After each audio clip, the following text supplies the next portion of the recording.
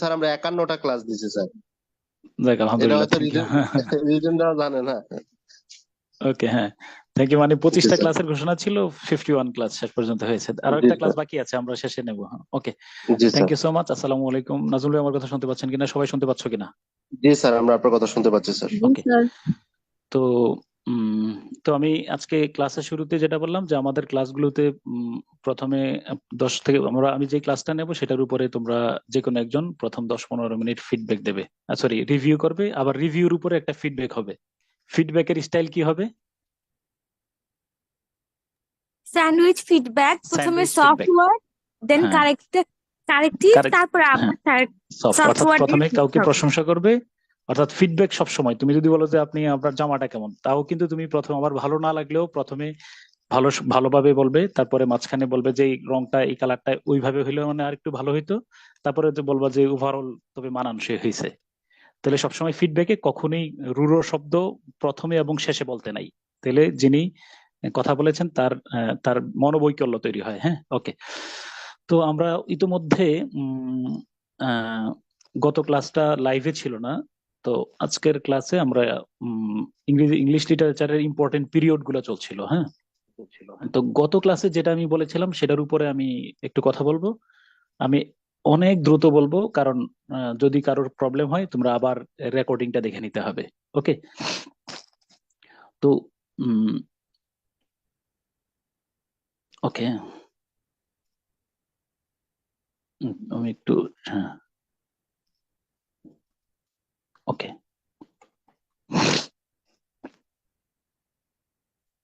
ওকে। তো প্রথমে দেখো, আমরা যে 8 important periods of English literature যে 8টা গুরুত্বপূর্ণ যুগ ছিল, সেগুলো আমি একটু তোমাদেরকে ধারণা দিতে চাই। তো প্রথমে আমরা বলেছিলাম ইংলিশ কিনা, ইংলিশ কি বলো, অ্যাংলো স্যাক্সন পিরিয়ড, তাই কিনা? অ্যাংলো স্যাক্সন পিরিয়ড কোনটা? 450 সাল থেকে কত সাল পর্যন্ত? 1066। 1066 সাল পর্যন্ত এই যুগটাকে আমরা বলেছি যে অ্যাংলো স্যাক্সন পিরিয়ড। কেন অ্যাংলো স্যাক্সন পিরিয়ড বললাম? কেন অ্যাংলো স্যাক্সন পিরিয়ড? জার্মানির অ্যাংলো কারণ এই স্যাক্সনরা সময়ে হচ্ছে জার্মান আক্রমণকে ইংল্যান্ড আক্রমণ করছিল। এরপর হলো হ্যাঁ, 450 থেকে 1066 পর্যন্ত 450 সাল ওখানে থেকে 1066 সাল শাসন পর্যন্ত করছে। এই যুগটাকে আমরা অ্যাংলো স্যাক্সন পিরিয়ড বললাম, কারণ আমরা স্পষ্টভাবে তোমাদেরকে ম্যাপে দেখিয়েছি 450 সালে আমাদের ইংরেজি সাহিত্যের যাত্রা শুরু। এই 450 সালে ইংল্যান্ডের, 30 সেকেন্ড ধরো আমি একটু শেয়ার করে নিচ্ছি, একটু 1 মিনিট অনেকে।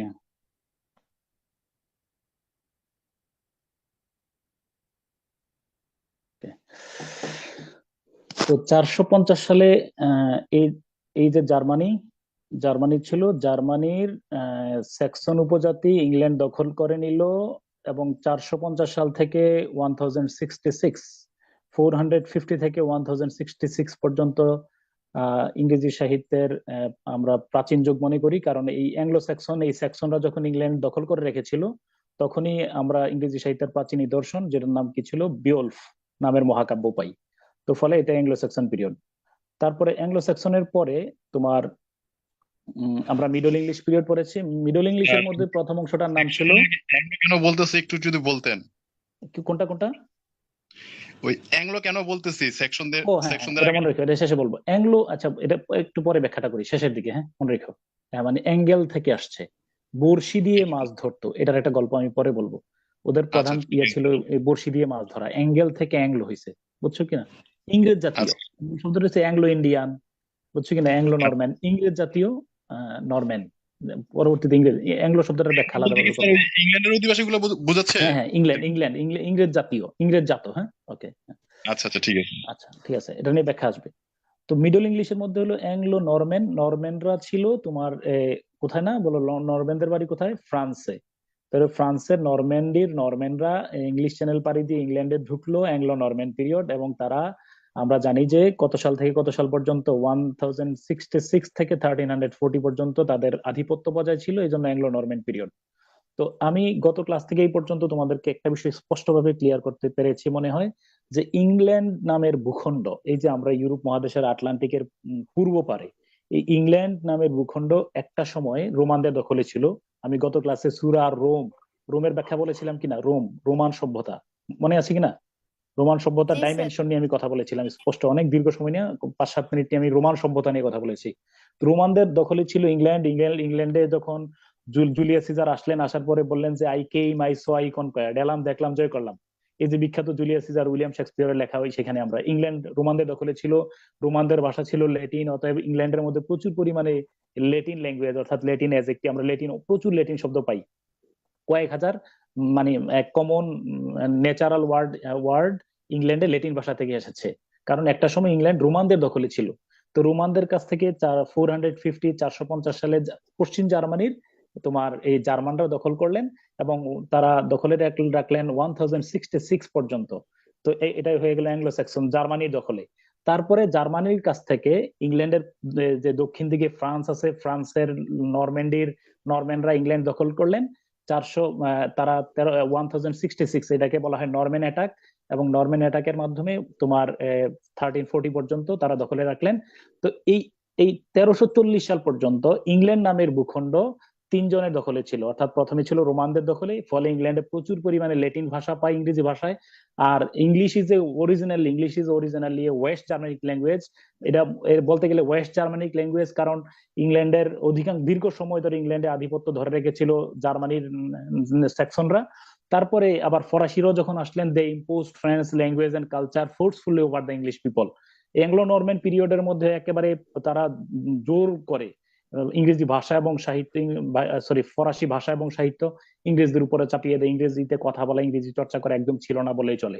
ফলে 1340 সাল পর্যন্ত ইংরেজি সাহিত্যের আমরা কোনো তোমার উল্লেখযোগ্য কিছু রচনা বা গ্রন্থ, উল্লেখযোগ্য কোনো কিছু বা অরিজিনাল ইংরেজি ভাষায় খুঁজে পাই না। তারপরে আমরা বলেছিলাম এরপর একজন কবির নাম পেয়েছি, তার নাম হলো Chaucer, Geoffrey Chaucer. Chaucer is the father of English language, literature and modern poetry. আমরা যে এই যে the age of Chaucer, ABCDEFGH, এই হরফে যার লেখা আমরা প্রথমে পড়তে পারি তার নাম চসার, যিনি এই হরফে সাহিত্য লিখেছেন, যার সাহিত্য আমরা আজও পড়তে পারি। আমাদের ওনার লেখা বিখ্যাত ক্যান্টারবেরি টেলস বলে, আমরা ক্লাসে গল্পটা বলবো। ক্যান্টারবেরি টেলস নামের একটা বই আমরা মাস্টার্সে আছে, ইংলিশে লিটারেচারে এটা অনার্স মাস্টার্সে পড়ানো হয়। তো এই ক্যান্টারবেরি টেলস তার লেখা আজও আমরা পড়তে পারি, এই জন্য তাকে আমরা বলি ফাদার অফ ইংলিশ ল্যাঙ্গুয়েজ।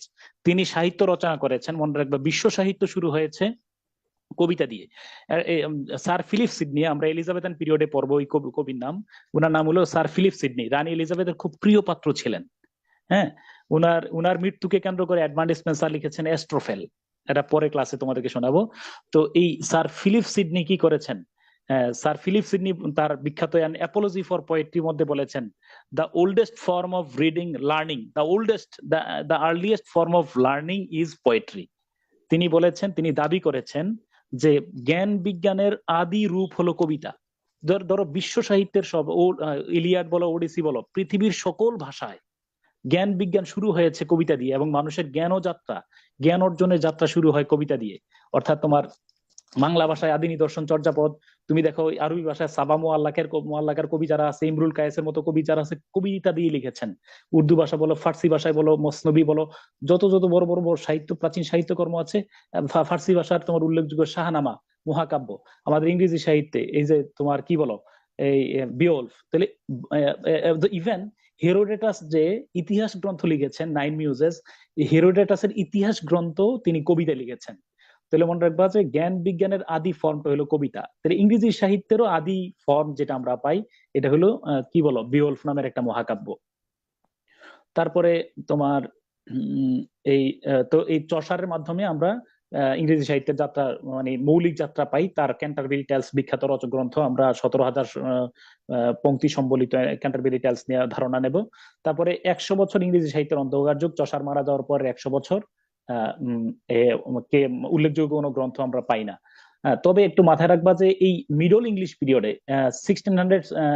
166 থেকে 1500 এই সময়টা পর্যন্ত আমরা কয়েকটা ঘটনা মনে রাখবা। আমি কিন্তু আজকে অনেক ফাস্ট কথা বলবো, কারণ আমি প্রথম 10-15-20 মিনিট আমি তোমাদেরকে গত ক্লাসের রিভিউ করাচ্ছি। কারো যদি বুঝতে সমস্যা হয়, আমার গত লাস্ট ক্লাসটা কিন্তু তোমাদের শুনতে হবে। আচ্ছা, আর তো মনে রাখবা মিডল ইংলিশ পিরিয়ডের মধ্যে কয়েকটা বিষয় মাথায় রাখতেই হবে আমাদেরকে। এক নম্বর হলো এই মধ্যযুগেই অক্সফোর্ড এবং কেমব্রিজ বিশ্ববিদ্যালয় দুইটা প্রতিষ্ঠিত হয়েছিল। তো ইংরেজি সাহিত্য মূলত যেই বিশ্ববিদ্যালয়কে কেন্দ্র করে মানে পরিপ্লাবিত হয়েছে, বিকশিত হয়েছে, ওইটার নাম হলো অক্সফোর্ড এবং কেমব্রিজ বিশ্ববিদ্যালয়। আমি তোমাদেরকে আগেই বলেছি উইলিয়াম শেক্সপিয়র ছাড়া আর খুব কদাচিৎ কোনো কবির নাম পাবে যারা অক্সফোর্ড এবং কেমব্রিজ বিশ্ববিদ্যালয়ের সান্নিধ্যে ছিলেন না। তাহলে বলো ইংলিশ লিটারেচার মানে একদম বিকশিত হয়েছে কোন বিশ্ববিদ্যালয় দুইটাকে কেন্দ্র করে? Cambridge and Oxford. অক্সফোর্ড। এবং এই অক্সফোর্ড এবং কেমব্রিজ বিশ্ববিদ্যালয় অ্যাংলো নরম্যান পিরিয়ড, অর্থাৎ ইংল্যান্ড যখন ফ্রান্সের আন্ডারে ছিল তখন এই দুইটা বিশ্ববিদ্যালয় প্রতিষ্ঠিত হয়েছে। এরপরে ইংলিশ পার্লামেন্ট এই যুগে প্রতিষ্ঠিত হয়েছে। আর এছাড়া সবচেয়ে বড় একটা ঘটনা এই যুগের মধ্যে আছে আমাদের এই সময়ের মধ্যে, তোমার ওই যে তোমার এই ম্যাগনা কার্টা, বল নামটা কি? ম্যাগনা কার্টা 1215 সালের 15ই June, a great charter which limited the power of monarch. আমি একটু আগেও ক্লাসে বলেছিলাম, আগে বলা হতো king can do no wrong, রাজা কোনো কি করতে পারেন না, বলো ভুল করেন না।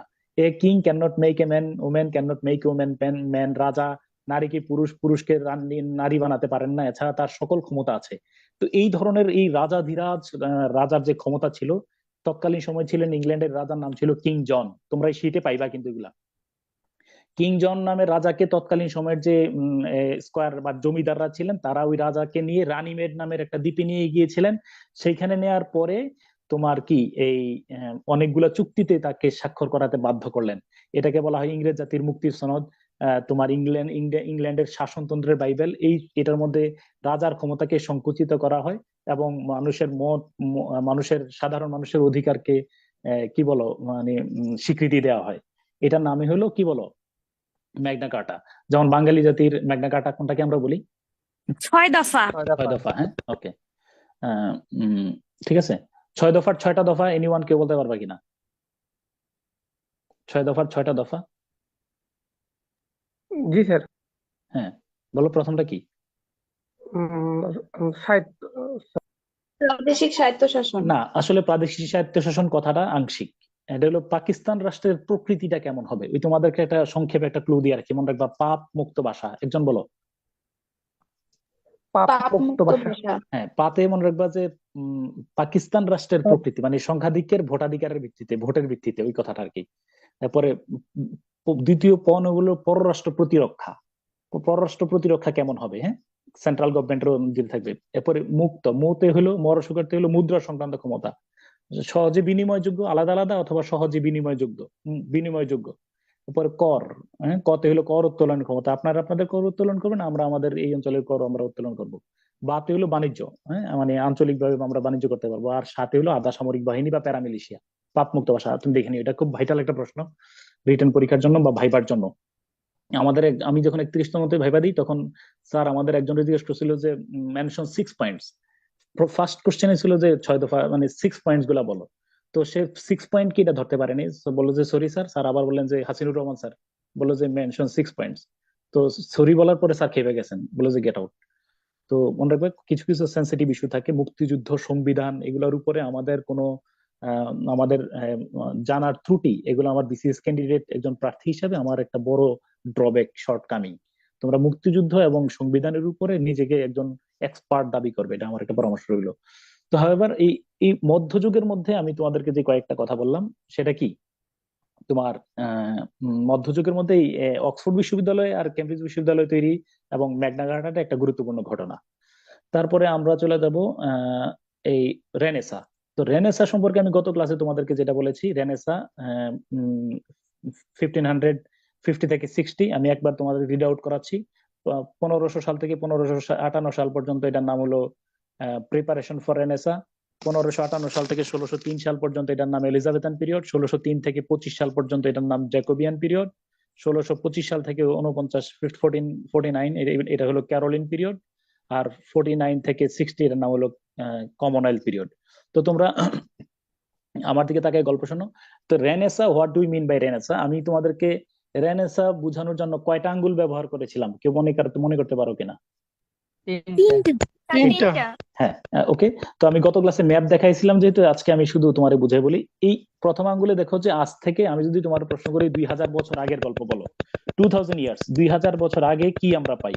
আমরা যদি 2000 বছর পূর্বে এই ইউরোপ মহাদেশের দিকে তাকাই, 2000 বছর আগে যদি আমরা এই ইউরোপের ভূখণ্ডের দিকে তাকাই, তাহলে এই যে দুইটা সভ্যতা, রোমান সভ্যতা এবং গ্রিক সভ্যতা, গ্রিক সভ্যতার মধ্যে দুইটা অংশ আছে, মনে রাখবা, হেলেনিক এবং হেলেনিস্টিক।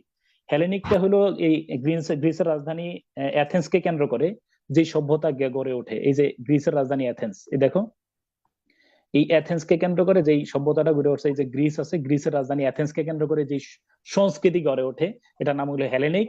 আর এই গ্রিসের অপর দিকে, দক্ষিণ দিকে দেখো, ভূমধ্যসাগর পাড়ি দিয়ে মিশরের মধ্যে যে আলেকজান্দ্রিয়ায় আলেকজান্ডার দি গ্রেট যে সংস্কৃতি গড়ে তুলেছেন গ্রিক এবং নন গ্রিক মিলে, এটার নাম হলো হেলেনিস্টিক। এছাড়াও তুমি দেখো, কেউ আনমিউট করো না প্লিজ। এরপরে তোমার আমরা যে দেখি যে 2000 বছর আগে তোমার ইস্পাতের কথা বলেছিলাম, ইস্পাত মনে আছে কিনা? সক্রেটিস, প্লেটো এরিস্টটল হলো আলেকজান্ডার দি গ্রেট এবং থিওফাস্টাস। এরপরে এইভাবে করে হোমার, স্কাইলাস, আর্কিমিডিস, সোফোক্লিস, শত সহস্র জ্ঞানী বিজ্ঞানীদের সমাহার আমরা পাই। তো রেনেসা বলতে আমি তিনটা আঙ্গুল দিয়ে বুঝিয়েছিলাম। প্রথমে আমরা প্রাচীন ইউরোপের মধ্যে জ্ঞান বিজ্ঞানের একটা সমাহার আমরা পাই। জ্ঞান বিজ্ঞানের এমন কোন শাখা ছিল না যার বিকাশ এবং উৎপত্তি এবং বিকাশ ঘটে নাই। এক। এরপর দ্বিতীয়ত হলো এই যখন এই দেখো এই প্যালেস্টাইন আজকে যে যুদ্ধ চলতেছে, সেই প্যালেস্টাইনের জেরুজালেমে নাজারাথে হযরত ঈসা আলাইহিস সালাম জন্মগ্রহণ করলেন। তার জীবদ্দশার গল্প আমরা পরে ক্লাসে শোনাবো। ঈসা আলাইহিস সালামের সাহাবীরা 324 সালে এই এই এই তারা এই এই যে জেরুজালেম থেকে শুরু করে তারা ধর্মটা নিয়ে আসলেন কোথায় বলো তো? একজন বলো, কোন দেশে নিয়ে আসছিল? ইতালি। হ্যাঁ, ইতালিতে, ইতালিতে। রোমে নিয়ে আসছিলেন সম্রাট। এখানে ইতালির তখন সম্রাট ছিলেন সম্রাট কনস্ট্যান্টাইন। তিনি 324 সালে এই তাদেরকে ভ্যাটিকান সিটিতে জায়গা করে দিলেন। এবং এই যে তোমার ওইখান থেকে এই যে পোপ রাষ্ট্র তৈরি হলো বর্তমানে, যে এখান থেকে আমরা জানি এই যে ক্যাথলিসিজম, এখানে ক্যাথলিকটা আরো পরে হয়েছে, মোটামুটি খ্রিস্টানদের প্রধান একটা এই মধ্যপ্রাচ্যের মধ্যে হয়েছে। হাওয়েভার এই সম্রাট কনস্ট্যান্টাইন সমগ্র ইউরোপের মধ্যে খ্রিস্টান ধর্ম, অর্থাৎ সমগ্র পুরা রোমান সভ্যতার মধ্যে খ্রিস্টান ধর্ম কি করলেন বলো? চাপিয়ে দিলেন। ফলে ইউরোপের মধ্যে এক ধরনের বন্ধ্যাত্ব তৈরি হয়। অর্থাৎ দেখবা যে এই যে 324 সালের পরে আর কোনো সক্রেটিস, প্লেটো, এরিস্টটল এরা আর জন্মগ্রহণ করেন নাই। অর্থাৎ মুক্ত চিন্তা, ফ্রি থিঙ্কিং কে বন্ধ করে দেওয়া হয়। Education and state must be conducted by religion, ধর্মভিত্তিক রাষ্ট্র পরিচালনা শুরু হয়। ফলে এই যুগের মধ্যে মনীষীরা ছিলেন Saint Augustine, Saint Thomas Becket, Saint Thomas Aquinas, Saint Joseph, এরকম ধরনের যারা মনীষীরা ছিলেন। তো আমি বললাম যে রেনেসা মানে হলো প্রথমে ইউরোপ মহাদেশে জ্ঞান বিজ্ঞান ছিল, তারপরে এখানে ধর্মীয় প্রভাবের কারণে খ্রিস্টান ধর্মের আগমনের পরে মুক্ত চিন্তা বন্ধ হয়ে গেল, আর ধর্মীয় প্রভাবের কারণে মুক্ত চিন্তা, জ্ঞান বিজ্ঞান, শিল্পকলার চর্চা বন্ধ হলো। পরবর্তীতে এই 14 সেঞ্চুরিতে, অর্থাৎ 1300 সাল থেকে 1400 সালের মধ্যে এই ইউরোপেই, এই ইটালির কোন শহরে বলো তো? কোন শহরে? ফ্লোরেন্স। ফ্লোরেন্স শহরে আমরা দেখি যে আবার জ্ঞান বিজ্ঞান চর্চা শুরু হয়। এই যে Nicolás Machiavelli, Leonardo da Vinci, এরপরে মাইকেল অ্যাঞ্জেলো, পেট্রার্ক, এদের মাধ্যমে, দান্তে, এদের মাধ্যমে আবার জ্ঞান বিজ্ঞান চর্চা শুরু হলো। তারা মহাকাব্য লিখলেন, তারা ছবি আঁকলেন, তারা নাটক লিখলেন। হ্যাঁ, তারা মুক্ত চিন্তার রাষ্ট্র মুক্ত চিন্তা প্রবর্তন শুরু করলেন। ফলে এটার নাম হলো রেনেসা। অতএব রেনেসা মানে নবজাগরণ, পুনর্জন্ম। আমি বলছি অ্যাজ লাইক এস হিন্দুইজম বা বুদ্ধিজমের মধ্যে যে পুনর্জন্ম আছে, এই পুনর্জন্মই হলো রেনেসা, রিজেনারেশন। তো আমরা রেনেসা ইংরেজি সাহিত্যে মানে ইউরোপে রেনেসা বলতে আমরা বুঝি তাহলে জ্ঞান বিজ্ঞান, মানুষের পুনর্জন্ম নাকি জ্ঞান বিজ্ঞানের পুনর্জন্ম? জ্ঞান বিজ্ঞানের পুনর্জন্ম। অর্থাৎ একটা সময় ইউরোপ এই ভূখণ্ডে জ্ঞান বিজ্ঞানের প্রাচুর্য ছিল, ধর্মীয় প্রভাবের কারণে সেই জ্ঞান বিজ্ঞান অবলুপ্ত হলো। পরবর্তীতে আবার এই ইতালিতে, ফ্লোরেন্স শহরে জ্ঞান বিজ্ঞানের আবার পুনরায় জাগরণ শুরু হলো। হারিয়ে যাওয়া জ্ঞান বিজ্ঞান, যেটা 2000 বছর আগে ইউরোপ মহাদেশে বিদ্যমান ছিল, সেই জ্ঞান বিজ্ঞানের চর্চা শুরু হলো। তার নাম রেনেসা। রেনেসা মানে হলো জ্ঞান বিজ্ঞানের রিজেনারেশন অফ ক্লাসিক্যাল লার্নিং। তো তারপরে তোমার এই হ্যাঁ, তাহলে এই যে রেনেসা গেল। এই রেনেসা যখন এই 14 সেঞ্চুরিতে 1300 সাল থেকে 1400 সালের মধ্যে ইংল্যান্ডে বিকশিত হলেও এই রেনেসা এসে পৌঁছে ইংল্যান্ডে এসে পৌঁছে 1500 সালে 1500। তো অতএব আমরা 1500 সাল 1400 সাল থেকে 1500 সাল থেকে 1660 সাল পর্যন্ত এটাকে আমরা বললাম ইংরেজি সাহিত্যের রেনেসার যুগ। তো রেনেসার মধ্যে আমরা 5টা ভাগে ভাগ করেছি। একটা হলো প্রিপারেশন ফর রেনেসার প্রস্তুতি যুগ। এই ক্লাসের গল্প আমি গত ক্লাসে তোমাদেরকে বলেছি। রেনেসার প্রস্তুতি যুগের মধ্যে উল্লেখযোগ্য তেমন কিছু ছিল না। রানী এলিজাবেথের বাবা একটা অপদার্থ ছিল। রানী এলিজাবেথের বাবার নাম অষ্টম হেনরি। বিয়ে করছেন 6টা। বহুত কীর্তি কাহিনী, আমি ক্লাসে আগেও বলছি, পরে আবার বলবো। 6টা বিয়ে করছেন। প্রথম স্ত্রীকে তিনি ডিভোর্স দিচ্ছেন। দ্বিতীয় স্ত্রী এলিজাবেথের মা, এলিজাবেথকে বিয়ে করার পরে, এলিজাবেথের মাকে বিয়ে করার পরে এলিজাবেথ যখন জন্মগ্রহণ করলো, এলিজাবেথ জন্মগ্রহণ করার 2.5 বছর পরে এলিজাবেথের মাকে শিরশ্ছেদ করলেন, অপবাদ দিলেন যে এলিজাবেথ তো আমার মেয়ে না, এলিজাবেথ তার মামার মেয়ে, নাউজুবিল্লাহ। এই কথা বললাম। মামা এবং তার মাকে, অর্থাৎ এলিজাবেথের মামা এবং মামাকে একসাথে শিরশ্ছেদ করা হয়। এলিজাবেথ নিজ গৃহে, নিজ ভূমিতে পরবাসী হয়ে গেলেন। তিনি অবৈধ সন্তান হিসেবে বড় লালিত পালিত হলেন। তো পরবর্তীতে আমরা দেখি যে 1558 সাল থেকে 1558 সাল পর্যন্ত এই সময়ের মধ্যে রানী এলিজাবেথ এর বড় ভাই একজন ছিল, তিনি ক্ষমতায় আসছেন। 16 বছর বয়সে মারা গেছেন। এডওয়ার্ড মারা গেলেন। এডওয়ার্ড ছিল তার ভাইয়ের নাম, সৎ ভাইয়ের নাম। তারপরে মেরি তার সৎ বোন ছিল, তিনিও মারা গেলেন 1558 সালে। 1558 সালে ইংল্যান্ডের মধ্যে আর কোন রাজা আমরা আর কোনো কাউকে খুঁজে পাই না রাজ পরিবারে, অর্থাৎ টিউডর ডাইনেস্টি। রানী এলিজাবেথের রাজবংশ ছিল টিউডর। বলো কোন বংশ? কোন বংশ? টিউডর রাজবংশে আর কোনো কাউকে আমরা খুঁজে পাই না। তো এই হ্যাঁ, তো এই রানী এলিজাবেথ আসলেন। রানী এলিজাবেথও কিন্তু এসে, রানী এলিজাবেথকে আমি হাইলাইট করেছি 3 ভাবে। তো রানী এলিজাবেথ 1558 সালে ক্ষমতায় আসছেন। একজন রিপিট করো, কত সালে ক্ষমতায় আসছেন? 1558। 1558 সালে তিনি ক্ষমতায় আসছেন। আসার পরে শি কনকোয়ার্ড। রানী এলিজাবেথকে কেন আমরা খুব মানে এই যুগটাকে কেন গোল্ডেন পিরিয়ড বলি? আবার দেখো রানী এলিজাবেথের ক্যারিসমেটিক পাওয়ারটা কোথায়। হ্যাঁ, এরা এই যে কেউ ভুলবা না, আমি আবার বললাম সবচেয়ে গুরুত্বপূর্ণ তারিখ ইংরেজি সাহিত্যের মৌলিক যাত্রা এখান থেকে শুরু, 1558 থেকে 1603 সাল পর্যন্ত। তুমি এটাও মাথায় রাখতে হবে, রানী এলিজাবেথ ক্ষমতায় আসার 6 বছর পরে 1564 সালে উইলিয়াম শেক্সপিয়ার জন্মগ্রহণ করেছেন। William Shakespeare is the king without crown, মুকুটবিহীন সম্রাট। উইলিয়াম শেক্সপিয়ার অপ্রতিদ্বন্দ্বী। বিশ্ব সাহিত্যে উইলিয়াম শেক্সপিয়ারের ধারে কাছে আর কেউ নয় নাটক এবং সনেটের জগতে। এত প্রভাবশালী কবি থাকা সত্ত্বেও আমরা ওই যুগের নাম শেক্সপিয়ারিয়ান পিরিয়ড না বলে এলিজাবেথান পিরিয়ড বলেই বেশি পরিচিত করি। কেন? কারণ রানী এলিজাবেথ না থাকলে William Shakespeare, Christopher Marlowe, Thomas kit, Francis Bacon, Edmund Spencer কেউই হয়তো বিকশিত হতে পারতেন না। রানী এলিজাবেথ তাদেরকে প্যাট্রোনাইজ করেছেন। অতএব আমরা রানী এলিজাবেথকে 3 ভাবে গ্লোরিফাই করতে পারি, 3টা পার্টে। রানী এলিজাবেথ যখন ক্ষমতায় এসেছেন তখন ইংল্যান্ডে তার বাবার লাগিয়ে দেয়া প্রোটেস্ট্যান্ট এবং ক্যাথলিকদের মধ্যে যে যুদ্ধ ছিল, রানী এলিজাবেথের বাবা দ্বিতীয় বিয়েকে কেন্দ্র করে ইংল্যান্ডের মধ্যে প্রোটেস্ট্যান্টিনিজম নিয়ে এসেছিলেন। ইংল্যান্ডের লোকের আগে থেকে ছিল ক্যাথলিক, কিন্তু রানী এলিজাবেথের বাবা বিয়ের সুবিধার জন্য প্রোটেস্ট্যান্টিনিজম ইংল্যান্ডে নিয়ে এসেছিলেন। ফলে ইংল্যান্ডে এই প্রোটেস্ট্যান্ট এবং ক্যাথলিক এই দুইটার মধ্যে একটা সংঘাত তৈরি করেন। এই সংঘাত বছরের পর বছর চলেছে। রানী এলিজাবেথের এর আগে যে ক্ষমতায় ছিলেন এডওয়ার্ড, তার আমলে যুদ্ধ চলছে। রানী এলিজাবেথের আগে যে মেরি ক্ষমতায় ছিলেন, তার আমলে রানী মেরিকে বলা হয় ব্লাডি মেরি। তিনি তো এই সংঘাত থামান নাই, বরং আরো অসংখ্য মানুষকে নির্বিচারে হত্যা করেছেন।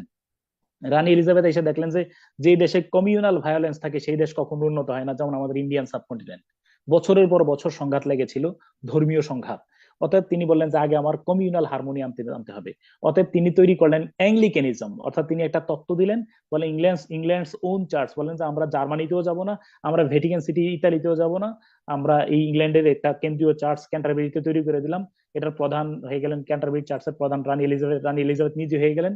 অতএব এখানে একটা তারা জাতীয়তাবাদ খুঁজে পেল। ইংল্যান্ডের লোকেরা রক্তক্ষয়ী সংঘর্ষ থেকে দূরে এসে তারা প্রোটেস্ট্যান্ট এবং ক্যাথলিক দুইটা বাদ দিয়ে তারা অ্যাংলিকানিজম গ্রহণ করলেন। ইংল্যান্ডের একটা ধর্মীয় স্থিতিশীলতা তৈরি হলো। তো রানী এলিজাবেথ প্রথমে এসে অশান্ত রক্ত বিবর্ণ ইংল্যান্ডকে তিনি শান্ত করলেন, দেশ এখন স্থিতিশীল। এরপরে দ্বিতীয়ত তিনি অক্সফোর্ড এবং কেমব্রিজ বিশ্ববিদ্যালয়ের মেধাবী শিক্ষার্থীদেরকে প্রণোদনা দিলেন, সাহিত্য শিল্পকে বিকশিত করলেন। এই ফলে আমরা দেখি যে ইংরেজি সাহিত্যের একবারে শর্ট স্টোরি এবং নোভেল, আবার বলো শর্ট স্টোরি এবং নোভেল, এই দুইটা মৌলিক শাখা ছাড়া ইংরেজি সাহিত্যের প্রায় সব শাখা উৎপত্তি এবং বিকাশ রানী এলিজাবেথের আমলে ঘটে। So it is called the golden period of English literature. আমি তো আমারও বললাম শর্ট স্টোরি মডার্ন পিরিয়ডে, আর নিউ ক্লাসিক্যাল পিরিয়ডে হলো কি বলো নোভেল। এই দুইটা মৌলিক শাখা ছাড়া ইংরেজি সাহিত্যের যত শাখা আছে সবগুলো রানী এলিজাবেথের আমলেই সাহিত্যিকরা বিকশিত করেছেন। So it is called the golden period, glorious period, a nest of singing birds. গায়ক পাখির বাসা বলা হয়। অসংখ্য পাখি এখানে গান গেয়েছেন। প্রধান পাখির নাম উইলিয়াম শেক্সপিয়ার, প্রধান পাখির নাম ক্রিস্টোফার মার্লো, অন্যতম পাখির নাম এডমান্ড স্পেন্সার রানী এলিজাবেথের পাশে বসা থাকতো। একটু আগে ইকফাও আমি দেখছি যে রিপিট করছো যে এটার নাম ফেয়ারি কুইন। রানী এলিজাবেথের প্রশংসা করে এডমান্ড স্পেন্সার লিখেছিলেন ফেয়ারি কুইন। এইভাবে করে বহুত আমরা পড়বো। এরপরে এটা লিখতে তৃতীয়ত আমরা 7 বছর সময় লাগছে। হ্যাঁ অনেক সময় লাগছে, এবং এটা অসমাপ্ত মহাকাব্য, এটা একটা অ্যালেগরি, এটা বলবো ক্লাসে। এরপরে তুমি এটা মাথায় রেখো, এই রানী এলিজাবেথের আরেকটা কেরিশমা হলো তিনি দেখেছেন যে সারা পৃথিবীতে তিনি প্রতিনিধি পাঠালেন। ভারতবর্ষে তিনি 1600 সালে ভারতবর্ষটাকে দখলের উদ্দেশ্যে, ভারতবর্ষে বাণিজ্য করার উদ্দেশ্যে তিনি 218 জন নাবিককে একটা সার্টিফিকেট দিয়ে দিলেন এবং একটা কোম্পানি গঠন করলেন। কোম্পানিটার নাম কি বলো? East India Company. East India company. তাহলে এই ইস্ট ইন্ডিয়া কোম্পানি কিন্তু আমরা ধীরে ধীরে 1600 সালে রানী এলিজাবেথ ওই ইস্ট ইন্ডিয়া কোম্পানির সনদে স্বাক্ষর করলেন, এবং 157 বছর পরে তারা যখন ক্ষমতায় এসেছিলেন, তখন ক্ষমতায় ছিল ভারতবর্ষে আকবর। এই কথা আমি বলেছিলাম, আমি একটু পরে আবার একটু কোরিলেট করে দেওয়ার চেষ্টা করবো তোমাদেরকে বাংলাদেশ অ্যাফেয়ার্স এর সাথে।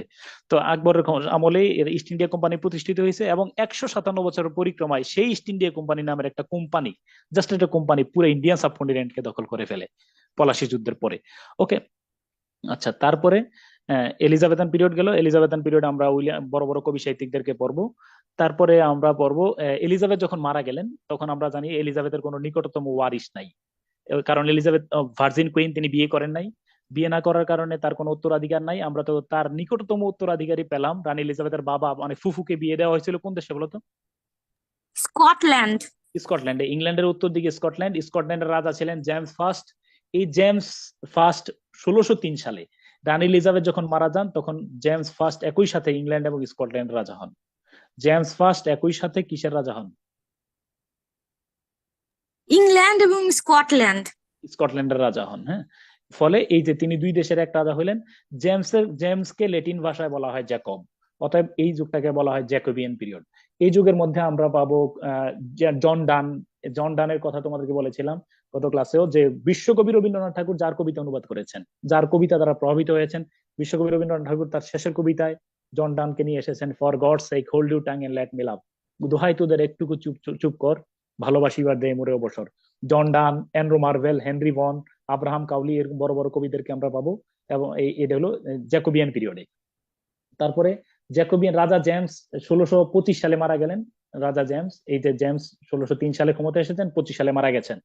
তার মৃত্যুর পরে তার ছেলে ক্ষমতা আসলো 1625 থেকে 1679। এই সময়ের মধ্যে তোমার তার পুত্র, জেমসের পুত্র চার্লস দ্য ফার্স্ট, তিনি ক্ষমতায় আসলেন।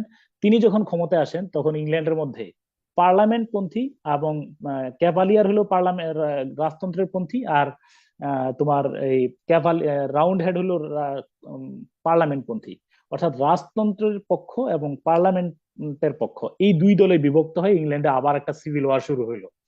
এই গৃহযুদ্ধে রাজা চার্লসকে শিরশ্ছেদ করা হয়। তার বিরুদ্ধে অভিযোগ আনা হয় যে তিনি সাধারণ মানুষকে একেবারে তুচ্ছ কারণে মৃত্যুদণ্ড দিয়েছেন। তার বিরুদ্ধে বিদ্রোহ করে রাজা চার্লসকে প্রকাশ্যে শিরশ্ছেদ করা হয়। তাহলে ইট ওয়াজ দ্য 1649, 1649 সালে রাজা চার্লসকে যখন শিরশ্ছেদ করা হয়, তখন ইংল্যান্ডে আর কেউ ছিলেন না, রাজ দরবারে বাতি জ্বালানোর মতো কেউ ছিলেন না। তার পুত্র চার্লস দ্য সেকেন্ড কোন দেশে পালিয়ে আত্মরক্ষা করেছিলেন?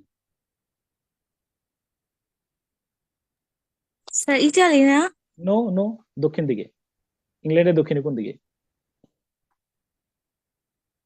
কোথায় বলো? ফ্রান্সে। ফ্রান্সের রাজধানী প্যারিসে পালিয়ে আত্মরক্ষা করেছেন, হ্যাঁ, চার্লস দ্য সেকেন্ড। ওকে, ডান। তো এই হ্যাঁ, পরবর্তীতে যে 11 ইয়ার্স, হ্যাঁ 11 বছর, আমরা দেখি যে এই 11 বছর ইংল্যান্ডের মধ্যে কোনো রাজা ছিলেন না। এটার নাম হলো কমনওয়েলথ পিরিয়ড। হ্যাঁ, বুঝছো কিনা? এইখানে অলিভার ক্রমওয়েল এবং রিচার্ড ক্রমওয়েল নামের দুজন শাসক ছিলেন। অলিভার ক্রমওয়েল ছিলেন পার্লামেন্ট পন্থীদের নেতা। তিনি ক্ষমতায় এসেছেন। তিনি 1658 সালে মৃত্যুবরণ করার পরে মাত্র 2 বছর তার ছেলের নাম ছিল রিচার্ড ক্রমওয়েল ক্ষমতায় ছিলেন। This is the 5 shorter periods of renaissance. রেনেসার 5টা শর্টার পিরিয়ড। প্রথম অংশটার নাম প্রিপারেশন ফর রেনেসা, দ্বিতীয় অংশটার নাম হলো এলিজাবেথান পিরিয়ড 1558 সাল থেকে 1603 সাল পর্যন্ত। এটা ভোলা যাবেই না। এরপর রেস্ট জ্যাকোবিয়ান পিরিয়ড 1603, 1603 সাল থেকে 1625 সাল পর্যন্ত এটার নাম জ্যাকোবিয়ান পিরিয়ড, এবং 1625 সাল থেকে 1649 1649 এটার নাম হলো ক্যারোলিন পিরিয়ড, এবং 1649 থেকে 1660 এটার নাম হলো কমনওয়েলথ পিরিয়ড। আমি যদি অনেক দ্রুত কথা বলছি কারণ আমি রিপিট করছি। গত ক্লাসের আমি একটা সিনোপসিস বলার চেষ্টা করেছি, তোমরা কি আমার কথা বুঝতে পেরেছো কিনা, এ পর্যন্ত শুনতে পেরেছো কিনা, ক্লিয়ার? জি স্যার। ওকে, অন্য দুই একজন আরো বলো, কথা কি আমার ক্লিয়ার? জি স্যার জি স্যার। আমরা কিন্তু এই শুনতে পর্যন্ত পাচ্ছি। গত ক্লাসে আমি স্যার। বলেছি, আবার একটু রিভিউ করলাম তোমাদেরকে।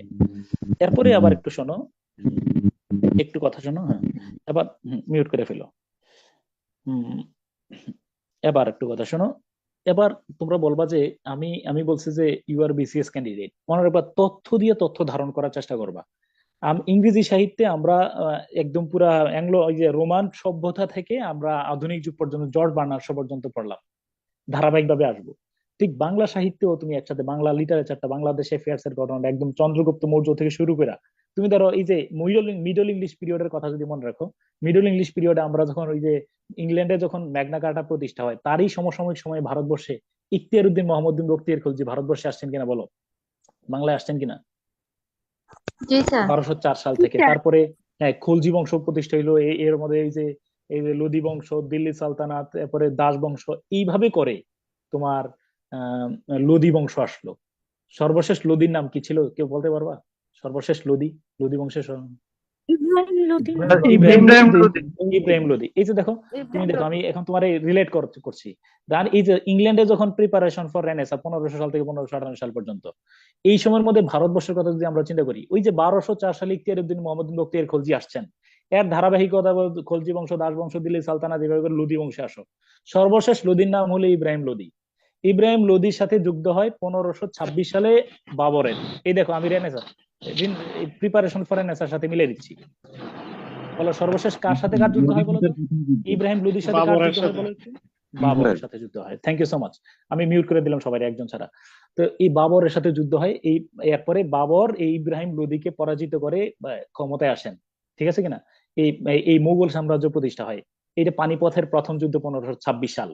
তিনি আসলেন, আসার পরে 1530 সালে তিনি মারা গেলেন। তার মৃত্যু নিয়ে বাবুরের নিয়ে একটা কবিতা আছে, কিন্তু বাবর চাইছিলেন যে আমার আল্লাহ, তার অনেক জ্বর হয়েছিল, পরে বললেন যে আল্লাহ আমার পুত্র হুমায়ুনকে বাঁচায় রাখেন, বাবর মারা গেছে, হুমায়ুন রয়ে গেছে, কিংবদন্তি। 1530 সালে ক্ষমতায় আসছেন এবং 1556 সালে তিনি মৃত্যুবরণ করেন। এই হলো বাবরের ছেলে হুমায়ুন। তা আমরা পুরাটাই তোমার এই যে প্রিপারেশন ফর রেনেসা। তো প্রিপারেশন ফর রেনেসায় রানী এলিজাবেথের বাবা, সৎ ভাই, সৎ বোনরা ক্ষমতায় ছিল একদিকে। আমরা যদি ভারতবর্ষের কথা চিন্তা করি, সেখানে বাবর 1556 সালে 1526 সালে বাবর পানিপথের প্রথম যুদ্ধে ইব্রাহিম লোদিকে পরাজিত করে ক্ষমতায় আসেন। তারপরে তিনি 1530 সাল পর্যন্ত ক্ষমতায় ছিলেন। তার ছেলে হুমায়ুন আসলে, হুমায়ুন 1530 সাল থেকে 1556 সাল পর্যন্ত ছিল। এর মধ্যে আবার মনে রাখা দরকার যে হুমায়ুন আবার একটু দৌড়ানি খেয়েছিলেন। কার দৌড়ানি খেয়েছিলেন কি বলতে পারবে কিনা দেখি তো, আমি কথা বলার সুযোগ করে দিই। এনিওয়ান বলো, কার তারা খেয়েছিলেন? Thank you so much. Sher Shah. এরপরে এই যে শেরশাহ হিসাব, আবার শেরশাহ মাঝখানে থেকে ভালো কাজ করেছে। গ্র্যান্ড ট্রাঙ্ক রোড, সড়কি আজম, একদম পুরা চিটাগং থেকে কাবুল পর্যন্ত যাওয়ার রাস্তা তৈরি করছেন। তারপরে তোমার নারায়ণগঞ্জ থেকে পরবর্তীতে মানে এক্সটেন্ড করা হয়েছে, মনে রাখবা, পরবর্তী এক্সটেন্ড করে চট্টগ্রাম থেকে কাবুল পর্যন্ত। তারপরে তোমার তারপরে কি বললাম না, এই যে ঘোড়ার ডাক, কবুলিয়তু, পাট্টা, এগুলো অনেক কিছু করছেন। 1526 সালে ঘোড়া থেকে পইরা তিনি মারা গেলেন। 56 সালে পানিপথের দ্বিতীয় যুদ্ধে, বলো কত যুদ্ধে? পানিপথের দ্বিতীয় যুদ্ধে আফগান নেতা হিমুকে পরাজিত করার মাধ্যমে বৈরাম খানের সহযোগিতায় সম্রাট আকবর ক্ষমতায় আসেন, তাই কিনা বলো? 1556 সালে আকবর ক্ষমতায় আসছেন, তিনি মৃত্যুবরণ করেছেন 1605 সালে। তাহলে কত বছর ক্ষমতায় ছিলেন? প্রায় 49 ইয়ার্স। তাহলে একটু খেয়াল করে দেখো, ইংরেজি সাহিত্যে মিলাও। এই দেখো, তো আকবর যখন ক্ষমতায় আসেন তার 2 বছর পরে রানী এলিজাবেথ ক্ষমতায় আসছেন, এবং রানী এলিজাবেথ আকবর মারা যাওয়ার 2 বছর আগে মারা গেছেন। আমি আবার বলে রাখি, আমি তোমাদেরকে যেহেতু আমি লিটারেচার পড়াচ্ছি বিসিএস ক্যান্ডিডেটদেরকে, সেজন্য আমি যে কাজটা করবো তোমাদেরকে ক্লাসে একটু দেখাই। এই দেখো, আমি যখন এলিজাবেথান পিরিয়ড পড়াবো, এই দেখো তোমার এলিজাবেথান পিরিয়ড ধরো, আমি একদম প্রত্যেকের সাথে একটু কোরিলেট করার চেষ্টা করতেছি। হ্যাঁ, এই দেখো, এলিজাবেথান ধরো। এই যে দেখো, আমি একদম পুরো স্পষ্ট, আমি তোমরা এই যে অল্প শুনতেছো, আমি দেখি এই সম্রাট আকবর, এই যে দেখো, এই যে দেখো, এই পুরো 1556 সালে পানিপথ দ্বিতীয় যুদ্ধে আফগানরা হিমুকে পরাজিত করার মাধ্যমে সম্রাট আকবর ক্ষমতায় আসেন, স্পষ্ট সব দেয়া আছে। এবং আকবর যখন ক্ষমতায় ছিলেন তখন ইংল্যান্ডের ক্ষমতায় ছিলেন কে বলো? এলিজাবেথ। এইভাবে করে এরপর দেখো, হ্যাঁ এই দেখো 15। এরপর তোমার আমি দেখি, আমি যা বলতেছি তুমি শুধু পরবর্তীতে এই শীট গুলো পড়লেই চলবে, সব শীটে লেখা আছে। এবার তুমি আবার দেখো, আকবর মারা যাওয়ার পরে ক্ষমতা আসছেন কে বলো? আকবরের ছেলের নাম কি বলো? হুমায়ুন। হ্যাঁ, হুমায়ুন। আকবরের ছেলের নাম জাহাঙ্গীর হুমায়ুন, স্যার। বাপু আকবরের বাপু হুমায়ুন, ছেলে হুমায়ুন, তাই না? খুশি? জাহাঙ্গীর জাহাঙ্গীর স্যার। জাহাঙ্গীর। জাহাঙ্গীর। এই যে দেখো জাহাঙ্গীর, এই যে দেখো, আমি তোমার রিলেট আর কিভাবে এত সহজ তো আর করতে পারি না, এর চেয়ে সহজ। এই যে দেখো, সম্রাট জাহাঙ্গীর ক্ষমতায় আসেন 1505 সাল থেকে 1527 সাল পর্যন্ত। আর যখন জাহাঙ্গীর ক্ষমতায় ছিলেন তখন এই ইংল্যান্ডের রাজা ছিলেন জেমস, ওই যে স্কটল্যান্ডের রাজা জেমস, দেখছো কিনা? স্কটল্যান্ডের রাজা জেমস, ওই যে রানী এলিজাবেথ অবিবাহিত থাকার কারণে তার মৃত্যুর পর ইংল্যান্ডের সিংহাসনে বসার মতো টিউডর রাজবংশের আর কোনো উত্তরাধিকার খুঁজে পাওয়া যায়নি। ফলে এলিজাবেথের দূর সম্পর্কের আত্মীয় স্কটল্যান্ডের রাজা জেমস একই সাথে ইংল্যান্ড স্কটল্যান্ডের রাজা হন। তোমরা কি আমার গল্প বুঝতেছো কিনা? Yes, sir. এখন তুমি যদি এখন বই পড়ো, শীট পড়ে দেখবা একদম পুরা মানে নিষ্প্রাণ শব্দ প্রাণবন্ত মনে হবে। এই যে জেমস, এই যে ল্যাটিন ভাষায় জেমসকে জ্যাকোবাস বলা হয়। হ্যাঁ, এই দেখো 1608 সালে এই যে জেমসের সুপারিশপত্র, আমি গত ক্লাসে বলছিলাম যে একজন ইংরেজ রাজার সাথে, এই লাইনটা পড়ে দেখো, চতুর্থ মুঘল সম্রাট নাসিরউদ্দিন সেলিম জাহাঙ্গীর ইংল্যান্ডের রাজা জেমসকে নিম্নোক্ত পত্রটি লিখেছিলেন। আমি বলেছিলাম না যে রাজা জেমসের সাথে জাহাঙ্গীরের পত্র বিনিময় হয়তো কিনা বলো? আমি ক্লাসে এই পত্রটা ব্যাখ্যা করে দেবো। সম্রাট জাহাঙ্গীর রাজা জেমসের কাছে পত্রে কি বলেছিলেন। তাহলে রানী এলিজাবেথের পরে খেয়াল রাখো, রানী এলিজাবেথের আমলে, আমার দিকে তাকায় থাকো, রানী এলিজাবেথের বাবার আমলে, যেটা প্রিপারেশন ফর রেনেস আমরা বলি, সেই সময় আমরা পানিপথের প্রথম যুদ্ধ পাইলাম, বাবরকে পাইলাম, হুমায়ুনকে পাইলাম, শেরশাহকে পেলাম, তাই কিনা বলো? আবার যখন আমরা এলিজাবেথান পিরিয়ডে আসছি, তখন এলিজাবেথান পিরিয়ডে আমরা পাচ্ছি এক পাশে রানী Elizabeth, golden period of English literature, আর ওই পাশে ভারতবর্ষে আমরা কাকে পাচ্ছি বলো একটু? সম্রাট আকবর। সম্রাট আকবর, এলিজাবেথ আকবর, সবাই বলো এলিজাবেথ আকবর, বলো এলিজাবেথ আকবর। আকবর, হ্যাঁ, আকবর যখন ক্ষমতায় তখন রানী এলিজাবেথ কিন্তু 1600 সালে ইস্ট ইন্ডিয়া কোম্পানির সনদে স্বাক্ষর করেন 1600 সালে। তারপরে এলিজাবেথ মারা গেলেন, আকবরও মারা গেলেন। এলিজাবেথের ওয়ারিশ আসলো জেমস। আমি গত ক্লাসে কনফিডেন্টলি বলছি, সব বইয়ের মধ্যে বাংলাদেশ অ্যাফেয়ার্সের সম্রাট জাহাঙ্গীরের নাম যেখানে আছে অবশ্যই রাজা জেমসের নাম লেখা আছে। আমি ঠিক বলছি কিনা বলো? জি স্যার। অবশ্যই। তাহলে তুমি বলবো যে আপনি লিটারেচারের ক্লাসের মজাটা এখানে, তুমি ওইখানে জেমসকে মনে করতে হুই জেমস মনে কোনো একজন রাজা, আর এই আজকের ক্লাসে এসে জানলা এই জেমসের নাম অনুসারে জ্যাকোবিয়ান পিরিয়ডের নাম হয়েছে। এই যুগের মধ্যে আমরা পড়বো মেটাফিজিক্যাল কবিদের যুগ, জন ডান, অ্যান্ড্রু মার্ভেল, হেনরি বন আব্রাহাম কাউলিদের মতো কবি। এরপরে তোমার কি, এই যে জ্যাকোবিয়ান পিরিয়ড, এতে সম্রাট জেমস এবং কি বলো জাহাঙ্গীর ভারতবর্ষে। হ্যাঁ, কি সম্রাট জাহাঙ্গীর, মনে রাখবা এই পরীক্ষা আসে, কোন রাজা পর্তুগিজদেরকে তাড়িয়ে দিয়েছেন? সম্রাট জাহাঙ্গীর পর্তুগিজদের নাবিকদেরকে, জলদস্যুদেরকে, পর্তুগিজদেরকে তাড়িয়ে ইংরেজদেরকে প্যাট্রোনাইজ করেন এই সম্রাট জাহাঙ্গীরের মাধ্যমে। এই দেখো, তার উনার পত্র পড়লেও আমি বুঝতে পারবো। এই দেখো, তোমার 30 সেকেন্ড একটু পড়ে শোনাই। আপন হুইচ, এই যে সম্রাট জেমসকে যে পত্রটা লিখছিলেন, upon which assurance of your royal love, and পুরাটা পড়ার সময় নেই এখন। এই যে এই যে দেখো কি বলছে, এই দেখো, in what place soever they choose to live, ইংরেজরা যেই যুগে যেই কোনো জায়গায় এসে থাকতে পারবে, may have free liberty without any restraint, তাদের কোনো প্রতিবন্ধকতা থাকবে না। At what port soever they shall arrive, neither Portugal nor any shall dare to molest their quiet, Portuguese জলদস্যু তার দূরের কথা, ভারতবর্ষের কেউ তাদেরকে ডিস্টার্ব করবে না। এই সকল সুযোগ সুবিধা আমি কেন, for confirmation of our love and friendship I desire your majesty to command your merchants to bring in their ships of all sorts of rarities and rich goods fit for my palace. আমি আপনার এই যে সৈন্যদেরকে, ইংরেজ বণিকদেরকে এত সুযোগ সুবিধা দিলাম একটাই কারণ, আমার রাজ দরবারকে সুশোভিত করার জন্য যত মূল্যবান মণিমুক্তা, সুন্দর সুন্দর জৌলসপূর্ণ তৈজসপত্র বা জিনিসপত্র আছে তা আপনি আমাদেরকে পাঠাবেন, আমার রাজ দরবারে পাঠাবেন, ফলে আমি আপনার ইয়াদেরকে এত এত কিছু দিয়ে দেব। ফলে ইংরেজরা দেখবা যে এই যে সম্রাট জাহাঙ্গীরের আমলে ভারতবর্ষের শাসকরা, মুঘল শাসকরা ইংরেজদের ব্যাপারে নমনীয় ছিলেন। ইংরেজরা বিভিন্ন জৌলসপূর্ণ ওই যে ফিট ফর মাই প্যালেস রাজদরবারকে সুশোভিত করার জন্য বিভিন্ন জিনিসপত্র নিয়ে আসতো। রাজারা মনোহর মনোহর হতেন, আত্ম মানে মানে মানে খুব ভালো লাগতো তাদের। আর নিয়ে আসছিলেন হোমিওপ্যাথিক বিভিন্ন মেডিসিন নিয়ে আসতেন। অসুস্থ হয়ে গেলেই তারা বিভিন্ন রকমের ট্রিটমেন্ট প্রয়োগ করতেন। এই দেখো আমি তোমার এই ইতিহাস পড়ানোর সময় তোমার বলে রাখি, এই পরবর্তীতে দেখো কারা কারা কি করছেন। তোমার একটু এগুলো আমি বাংলাদেশের ফেস থেকে তোমার নিয়ে পড়াচ্ছি। এই যেমন ধরো তোমার একটু দেখাচ্ছি, একটু দেখো। এই যে দেখো, এই যে সম্রাট পরবর্তী সম্রাট শাহজাহানের পুত্র তথা সম্রাট আওরঙ্গজেবের ভাই শাহ সুজা, দেখছো? বাংলা বিহারের সুবেদার ছিলেন। সে সময় ইংরেজ চিকিৎসক জিব্রাইল ব্রাউটনের চিকিৎসায় সন্তুষ্ট হয়ে মাত্র 3,000 টাকার বিনিময়ে তিনি ইস্ট ইন্ডিয়া কোম্পানিকে বিনা শুল্কে বাণিজ্য করার অনুমতি দেন। তো ফলে তুমি আমার কথা থেকে এইটাই বুঝলা যে এই রানী এলিজাবেথ আমলে আমরা যখন এলিজাবেথান পিরিয়ড মাথায় রাখবো, তখন একই সাথে ইস্ট ইন্ডিয়া কোম্পানিও মাথায় রাখবো।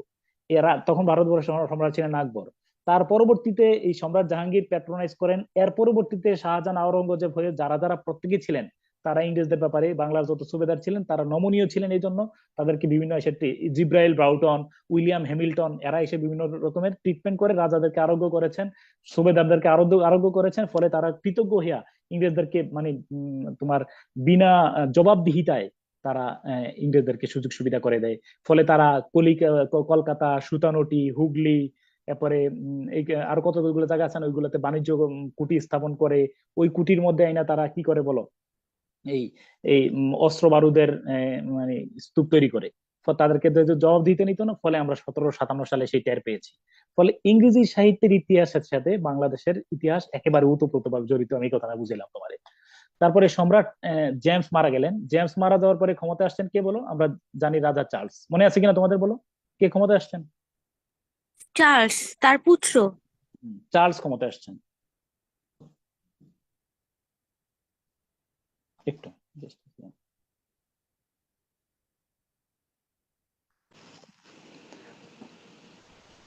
আমার কথা শুনতে পাচ্ছ কিনা একটু বলো তো। জি স্যার। ওকে, চার্লস ক্ষমতা আসছেন। আসার পরে ওই চার্লস যখন ক্ষমতা আসছেন তখন ভারতবর্ষের ক্ষমতায় ছিল সম্রাট শাহজাহান, প্রিন্স অফ বিল্ডার্স। কে ছিল বলো? সম্রাট শাহজাহান। ওকে, তারপরে তিনি ক্ষমতায় ছিলেন 1527 সাল থেকে 57 সাল পর্যন্ত। ওকে, তারপরে তুমি এবার আসো, পরে হলো এই তাহলে আমরা এটা বুঝাইলাম, ঠিক আছে কিনা? এবার আসো তাহলে 5টা যুগ এলিজাবেথ, তাহলে তোমার preparation, Elizabethan, Jacobean, Caroline, Commonwealth. Commonwealth period 11 বছর কোনো রাজা ছিল না। বলো সালটা কত সাল থেকে কত সাল পর্যন্ত? 1649 থেকে 1660। 60 সাল পর্যন্ত। এবার আসো আমরা চতুর্থ যুগের নাম চলে আসলাম আজকে থেকে নতুন পড়া। তো এটার নাম হলো নিউ ক্লাসিক্যাল পিরিয়ড। তোমার আগে আমি একটু শোনাচ্ছি। নিউ ক্লাসিক্যাল মিনস হলো নিউ ক্লাসিক্যাল। ক্লাসিক, এটার ব্যাখ্যা আমার পরে বলতে হবে। ক্লাসিক মানে হলো বাংলা সাহিত্যে এটাকে বলা হয় ক্লাসিক। শব্দের অর্থ কি কেউ বলতে পারবে কিনা? কেউ বলতো ক্লাসিক শব্দের বাংলা অর্থ তুমি কি, প্রমিত বাংলা কি বলতে পারো? ধ্রুপদী। Thank you so much. ধ্রুপদী, হুইচ আপিলস ইউনিভার্সালি, যার আবেদন কখনো ফুরিয়ে যায় না। তো এটা নিয়ে আমি কেন এই যুগের নাম নিউ ক্লাসিক্যাল, এটা নিয়ে আমি পরে ব্যাখ্যা করতে হবে। মানে অর্থাৎ তারা এই যুগের সাহিত্যিকরা 1660 থেকে 1798 সালের সাহিত্যিকরা প্রমিত সাহিত্য অর্থাৎ প্রাচীন গ্রিক এবং রোমান সাহিত্যকে ক্লাসিক্যাল লিটারেচার বলা হয়। লাইনটা একবার রিপিট করবা কি? কোন যুগটাকে সাহিত্য ক্লাসিক্যাল লিটারেচার বলা হয়?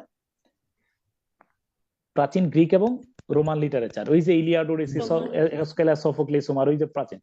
তো এই 1660 থেকে 1798 সালের রাইটাররা তোমার প্রমিত সাহিত্য, ধ্রুপদী সাহিত্য, ক্লাসিক্যাল লিটারেচার অনুসরণ করেছিলেন। কিন্তু তারা ওই সমস্ত রাইটারদের মতো ক্লাসিক হয়ে উঠতে পারেননি বিধায় এই যুগের নাম নিউ ক্লাসিক্যাল পিরিয়ড। ব্যাখ্যা আমি পরে বলবো।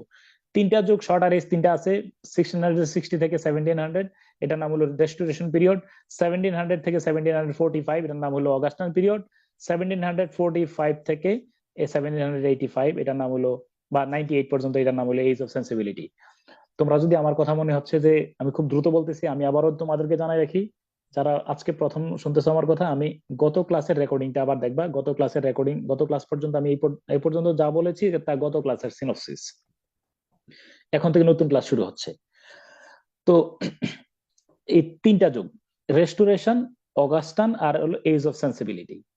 এ তো তোমরা প্রয়োজনে বারবার রেকর্ডিং শুনবা এবং আমি একদমই তোমাদের ক্লাসগুলো যখন শেষ হবে তখন একসাথে সবগুলা রেকর্ডিং আবার দেবো।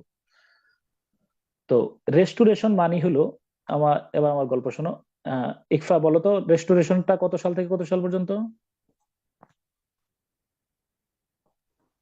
1660 থেকে 1700। 1700।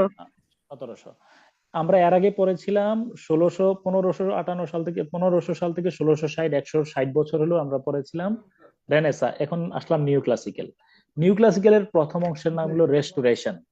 কুল হ্যাঁ, তুমি রেস্টোরেশন বোঝার জন্য, রেস্টোরেশন বাংলায় না বুঝা আমার সাথে একটা শব্দ বলো, রেস্টোরেশন অফ আওয়ামী লীগ। বলো কি? Restoration of Awami League. Restoration মানে হলো রেস্টোরেশন অফ আওয়ামী লীগ। তাহলে কেমনে? বা বাংলা আগে তুমি বাংলাদেশের গল্প শোনো। 1971 সালের পরে 1975 সাল আমরা বঙ্গবন্ধু এই পর্যন্ত ক্ষমতায় ছিলেন। 1975 সালের 15 আগস্ট বঙ্গবন্ধুকে সপরিবারে হত্যা করার পরে বঙ্গবন্ধুর সবাই যখন নিহত হলেন, তখন আওয়ামী লীগের অবস্থা খুব নাজুক ছিল এবং আওয়ামী লীগ নাম উচ্চারণ করার মতো কেউ ছিল না, এমন একটা পর্যায়ে ছিল। তো সেই সময় সৌভাগ্যক্রমে আমাদের মাননীয় প্রধানমন্ত্রী কোথায় ছিলেন বলো? বাংলাদেশ, এই সরি, জার্মানিতে ছিলেন। খেয়াল করে দেখো, বঙ্গ বঙ্গ বঙ্গ গভীর মনোযোগ। বঙ্গবন্ধুকে যখন সপরিবারে তাকে হত্যা করা হয়, তখন তার পরিবারের দুইজন সদস্য শেখ হাসিনা এবং শেখ রেহানা জার্মানিতে ছিলেন, বন, বার্লিন এগুলোতে ছিলেন। তারপরে পরবর্তীতে এই এই এই মাঝখানের এই সময়টা 20-21 বছর আওয়ামী লীগের অবস্থা একেবারে কোণঠাসা ছিল। তো 21 বছর পরে আবার আওয়ামী লীগ ক্ষমতা আসছে কিনা সেটা বলো। জি স্যার। তাহলে এই যে দেখো, এটার নাম হলো রেস্টোরেশন। হারিয়ে যাওয়া আওয়ামী লীগ আবার ক্ষমতা, আবার ফিরে আসছে। একটা সময় মনে করছিল যে মানুষ বঙ্গবন্ধু হত্যা করে ফেলছে, আওয়ামী লীগ একদম নিশ্চিহ্ন হয়ে গেছে। তো হারিয়ে যাওয়া আওয়ামী লীগ আবার ফিরে এসেছে, এটার নাম তুমি রেস্টোরেশন অফ আওয়ামী লীগ বললা। তো ঠিক আবার আমার দিকে মনে রাখো, রাজা জেমস 1625 সালে মারা গেলেন। গভীর মনোযোগ, মনে আছে কিনা? রাজা জেমস 25 সালে মারা গেলেন। তার ছেলের নাম চার্লস, তিনি মারা গিয়েছেন কত সালে? তাকে হত্যা করা হয়েছিল কত সালে? 49 সালে স্যার। 1649। এরপর রাজাকে যখন হত্যা করা হয়, মনে রাখবা, রাজাকে হত্যা করার পরে কত বছর ইংল্যান্ডে কোনো রাজা ছিলেন না? 11 বছর। 11 বছর। তখন সবাই মনে করছে রাজতন্ত্র নিপাত, সবাই রাজতন্ত্র বিরোধী অনেক কবিতা লিখছেন, বুঝছো কিনা? রাজতন্ত্র ইয়ে হয়ে গেছে, বিনাশ হয়ে গেছে, খুশিতে আত্মহারা। মনে রাখে, একটু পরেই পড়বা জন মিল্টন, তারপরে কি বলো না, এই যে ওনার নাম হলো Alexander, sorry, Dryden, John Dryden, John Bunyan আনন্দে আত্মহারা হইয়া সাহিত্যকর্ম লিখেছেন, রাজা মারা গেছে আলহামদুলিল্লাহ, বুঝছো কিনা? তারপরে এই 11 বছর পরে ইংল্যান্ডের লোকেরা, ওই যে অলিভার ক্রমওয়েল, রিচার্ড ক্রমওয়েল, ওরা যে শাসন করছিল, রিচার্ড ক্রমওয়েল একজন অকর্মণ্য শাসক ছিলেন, তার বিরুদ্ধে প্রতিবাদ করে গ্লোরিয়াস একটা ব্লাডলেস রেভলিউশনের মাধ্যমে ইংল্যান্ডের লোকেরা তাকে উৎখাত করে ক্ষমতাচ্যুত করে। ওই রাজা চার্লসের ছেলে পুত্র কোথায় লুকাইছিল? প্যারিসে, ফ্রান্সের রাজধানী প্যারিসে। ওই প্যারিস থেকে তাকে এনে ইংল্যান্ডের ক্ষমতায় বসালেন। হারিয়ে যাওয়া রাজতন্ত্র আবার ফিরে আসলো কত বছর পরে? 11 বছর পরে। 11 বছর পরে। Restoration of monarchy. বলো, রেস্টোরেশন অফ মনার্কি। তাহলে রাজা চার্লস দ্য সেকেন্ড ক্ষমতায় আসলেন। বলো, কি ক্ষমতায় আসলেন? রাজা Charles two. Charles the second. তাহলে আমি কি তোমার চার্লস বুঝতে টু। পারছি রেস্টোরেশন অফ আওয়ামী লীগ আর রেস্টোরেশন অফ মনার্কি কি বুঝতে পেরেছো? জি স্যার। জি স্যার। ওকে, এই দেখো, তোমার আমি এই ভিতরে যখন ক্লাসে পড়াবো তখন দেখো যে একটু মজার মজার গল্প আছে এখানে, তোমার আমি একটু দেখাচ্ছি। হ্যাঁ, একটু দেখো। এই এটা হলো কোন যুগটা পড়বো না, নিউ ক্লাসিক্যাল। এই দেখো, এই দেখো, এই যে দেখো, তুমি এই গল্প বল, এই যে এটা এটা এটা এটা এটা এটা কি দেখছো? এটা এটা এটা কি? এটা এটা দেখতে পাচ্ছ? কিছু কিছু দেখতে পাচ্ছ? জি স্যার। এটাকে বলা হয় হেড অন এ স্পাইক। এই দেখো, আমি একটা গল্প বলছি, এখানে একটা গল্প লিখে দিছি। উনার নাম কি বলো? Charles the second. চিনতে পারছো চার্লস দ্য সেকেন্ড? স্যার এটা অলিভার ক্রমওয়েল না? না, এটা চার্লস দ্য সেকেন্ড, আর ওইটা হলো অলিভার ক্রমওয়েল। দেখাচ্ছি আমি তোমারে, অলিভার ক্রমওয়েল ছবিটা অন্য জায়গায়। আচ্ছা, এই চার্লস দ্য সেকেন্ড। হ্যাঁ, চার্লস দ্য সেকেন্ড কি করছে? ক্ষমতায় আসছেন, আসার পরে অলিভার ক্রমওয়েলের ছবি ওই আগের সিটে আছে। চার্লস দ্য সেকেন্ড ক্ষমতায় আসার পরে তিনি কি করলেন? এই দেখো, 17 শতকের মাঝামাঝি ইংল্যান্ডের রাজা চার্লসের বিরুদ্ধে বিদ্রোহ করে অলিভার ক্রমওয়েল ক্ষমতায় আরোহণ করেন, বুঝছো কিনা? যেহেতু তিনি রাজা বিরুদ্ধে বিদ্রোহ করেছেন, সেহেতু তিনি নিজে রাজা না হয়ে হয়েছেন লর্ড প্রোটেক্টর। 8 বছর দেশ শাসনের পরে 1658 সালে তিনি মারা গেলেন। তার ক্রমওয়েলের জায়গায় ক্ষমতায় আসছেন তার ছেলে রিচার্ড ক্রমওয়েল, বুঝছো কিনা? বছর না ঘুরতেই দেশে ফের বিদ্রোহ, এবার ক্ষমতায় আসলেন 1660 সালে। কে ক্ষমতায় আসছে বলো? Charles second. দ্বিতীয় চাল। তিনি এসেই নির্দেশ দিলেন, এবার আমার দিকে তাকায় শোনো, উনি কি নির্দেশ দিচ্ছেন।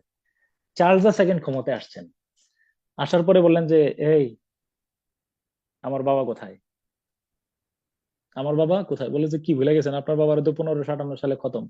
তা 1500 সরি কত সালে না, সরি বলছো আমার 1550 সালে তো আপনার বাবারে মারার পরে আপনার বাবার আপনি তো পালাইছিলেন। বলে তো আমার বাবাকে কে হত্যা করেছিল, কার নেতৃত্বে? বলো তো কার নেতৃত্বে হত্যা হয়েছে? অলিভার বাবার ক্রমওয়েল। নেতৃত্বে। অলিভার ক্রমওয়েল কোথায়? বলো যে ইন্না লিল্লাহি ওয়া ইন্না ইলাইহি রাজিউন। 2 বছর আগে মারা গেছেন। কত সালে বলো? 2 বছর আগে। 58 সালে। 58 সালে, 1658 সালে। তার কি বিচার হয়েছিল? না, বিচার হয় নাই। কোনো শাস্তি পায় নাই বিচার না? হয় নাই। তো বিচার হয় নাই, শাস্তিও পায় নাই, তাহলে কি করতে হবে? তাহলে তার লাশ কবর থেকে উঠাও। তার লাশ কি বকেয়া শাস্তি দিতেছে? কবর থেকে উঠানো হইলো, লাশ ফাঁসিতে ঝুলানো হয়েছে, কারণ ওদের তো ওইভাবে সংরক্ষণ করে রাখা হয়, বুঝছো কিনা? মাথা কাটাও, কাটছে। 20 ফুট লম্বা এক বর্ষার মধ্যে মাথা ঝুলাই রাখছে। এখান থেকে আসছে হেড অন এ স্পাইক, বর্ষার আগায় মস্ত। বর্ষায়। এই যে অলিভার ক্রমওয়েলের মাথা, এই যে দেখো, এই যে দেখছো কিনা, হেড অন এ স্পাইক। এটা ইতিহাসে একটা প্রবাদ, don't forget the head on a spike. এই যে খুনি রাশেদ, ওই যে ডালিম ফালিম, তোমরা বঙ্গবন্ধুরে হত্যা করে এইভাবে লাফাচ্ছ, never forget head on spike. সময় আবার আসবে, তোমারও এরকম ধরনের। ওই যে সর্বশেষ বঙ্গবন্ধুর একজন খুনিকে ইয়ে করা হয়েছে, কি নাম না, ওই যে মাজেদ, ক্যাপ্টেন মাজেদ। মাজেদ, কত আকুতি করছে। Never forget head on spike. তুমি যত কথাই বলো, তুমি তুমি যতই বঙ্গবন্ধুর বিরোধী হও, এটা তুমি কোনো মতেই এটাকে সাপোর্ট করতে পারো? কোনো মতেই এভাবে কোশ্চিন কালো এটার সময় তাই না? তো এই আর কি। তো নেভার ফরগেট, দেখো এটা যারা মনে করে যে কিছু বাংলাদেশে এরকম আছে, দেখবা যে এটা খুব লজ্জাজনক ইতিহাস যে এরকম ধরনের খুশি হয়েছে বঙ্গবন্ধুকে এইভাবে। এটা খুব এর মনে রাখবে, এরা প্রচন্ড ঘৃণ্য। তুমি ভিন্ন ভিন্ন মত পোষণ করতে পারো, তাই মানে মানুষকে এই এত বড় স্যার, মেসাকার, তাই না? আপনি এটা এটা বলতেছেন, এখনো স্যার অনেকের সাথে কথা বললে তারা বলে যে কেন আমরা পাকিস্তানের অধীনে থাকলাম না, কেন যুদ্ধ করছিল। সরি, এটা মানে এগুলো অনেক আমাদের এই মানুষ যে, স্যার, অনেক মানুষ এরকম। আমি জানি, আই নো, খুব দুঃখজনক বিষয়। হ্যাঁ, আচ্ছা, মনে রাখবা, এইটা রিটেন পরীক্ষা পড়বা। পাকিস্তান থেকে বাংলাদেশ 32টা উন্নয়ন সূচকে আগাই আছে। যত কথাই বলো, পাকিস্তান দেউলিয়াতের ধার প্রান্তে। আমরা যত কথাই বলো, যত যাই তুমি সমালোচনা করো না করো, পাকিস্তান থেকে আমরা অনেক গুণ। এবং ইমরান খান যখন আসছিল তখন তার সামনে অনেকে ডেইলি ডনের মধ্যে একটা কথা বলছিল যে Bangladesh model, Imran Khan should follow Bangladesh model, বুঝছো কিনা? বাংলাদেশকে মডেল হিসেবে গ্রহণ করতে বলছে। জি তো স্যার। আমরা স্বাধীন রাষ্ট্র, পাকিস্তান তখন 2 দিন পরে পাকিস্তান মধ্যে কেউ খেলতে যায় এখন? এটা এক ধরনের উদ্ভট রাষ্ট্রে পরিণত হয়েছে। আমরা বঙ্গবন্ধুকে কৃতজ্ঞ, তার মাগফিরাত কামনা করি, কারণ তার নেতৃত্বে আমরা বাংলাদেশ খুঁজে পেয়েছি। অতএব কোনো ধরনের ইয়ে বলো না, এদের কথা প্রাণ। ওকে, ডান। হাওয়েভার, আমরা কোথায় ছিলাম? ও, রেস্টোরেশন আমি বুঝাতে পারছি। তো রেস্টোরেশন হারিয়ে যাওয়া 11 বছর পরে আবার হারিয়ে যাওয়া রাজতন্ত্র সেটা আবার ফিরে আসলো, তাই না? তারপরে আসো, ওকে, তারপরে দেখো, রেস্টোরেশনের পরের যুগটার নাম কি বলো? Augustan period. এগুলো নিয়ে আমি ক্লাসে দ্রুত বলবো, মনে রাখবা। Augustus, whose Augustus, whose Augustus? Augustus Caesar, মনে রাখবা। অক্টিভ অগাস্টাস সিজার, এরপরে ওই যে জুলিয়াস সিজার, নাম শুনছো না এরকম? এরপরে অগাস্টাস সিজার, এই ইংল্যান্ডের একজন, ইতালি একজন রোমান সম্রাটের নাম ছিল অগাস্টাস সিজার। একজন রিপিট করো।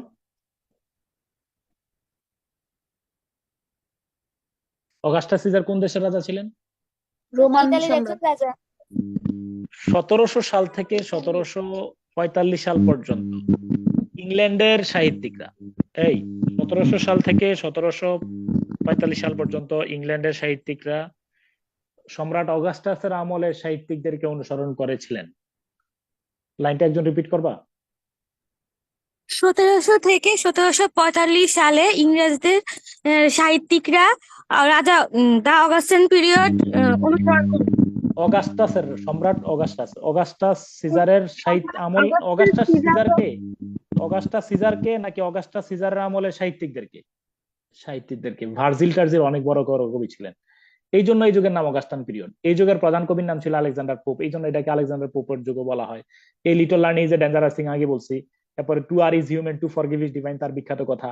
তারপরে তোমরা পড়ছো, তারপরে তোমার কি ছিল, হ্যাঁ কি ছিল বলো, ওই যে পরে তোমার তোমার মকেপিক একটা ছিল, the rape of the lock. হ্যাঁ ওকে।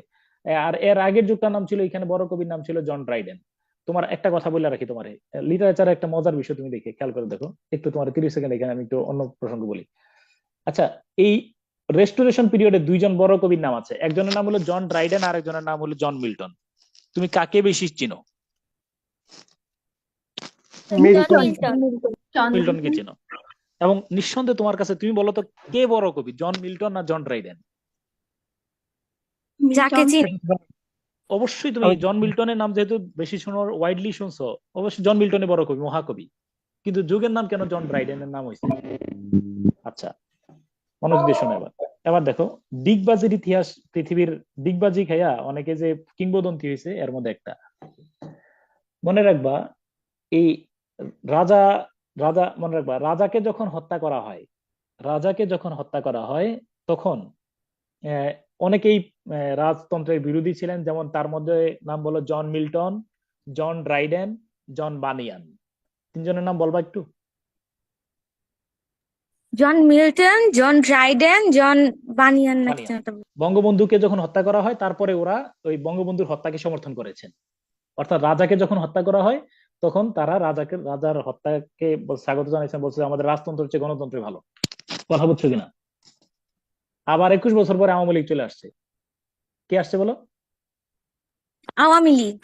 11 বছর পরে আবার কি আসছে ওইখানে? রাজতন্ত্র।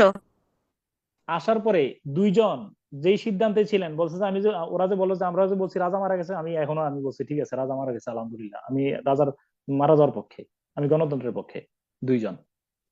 আর একজন সাথে সাথে একটা ইউটার্ন নিয়ে ফেলছে, বলে যে আরে কি কন, না না এই আপনার রাজা ভালো না, আমি আর আগে ভুল লিখছিলাম, আপনি মহৎ। যেই দুইজন, ওনার নাম হলো জন মিল্টন এবং জন বানিয়ান। আর যিনি ইউটার্ন নিছেন, ওনার নাম হলো জন ড্রাইডেন। এবার বলো, লাল দালানে কাশিমপুর কারাগারে কে গেছেন? কারাগারে গেছেন?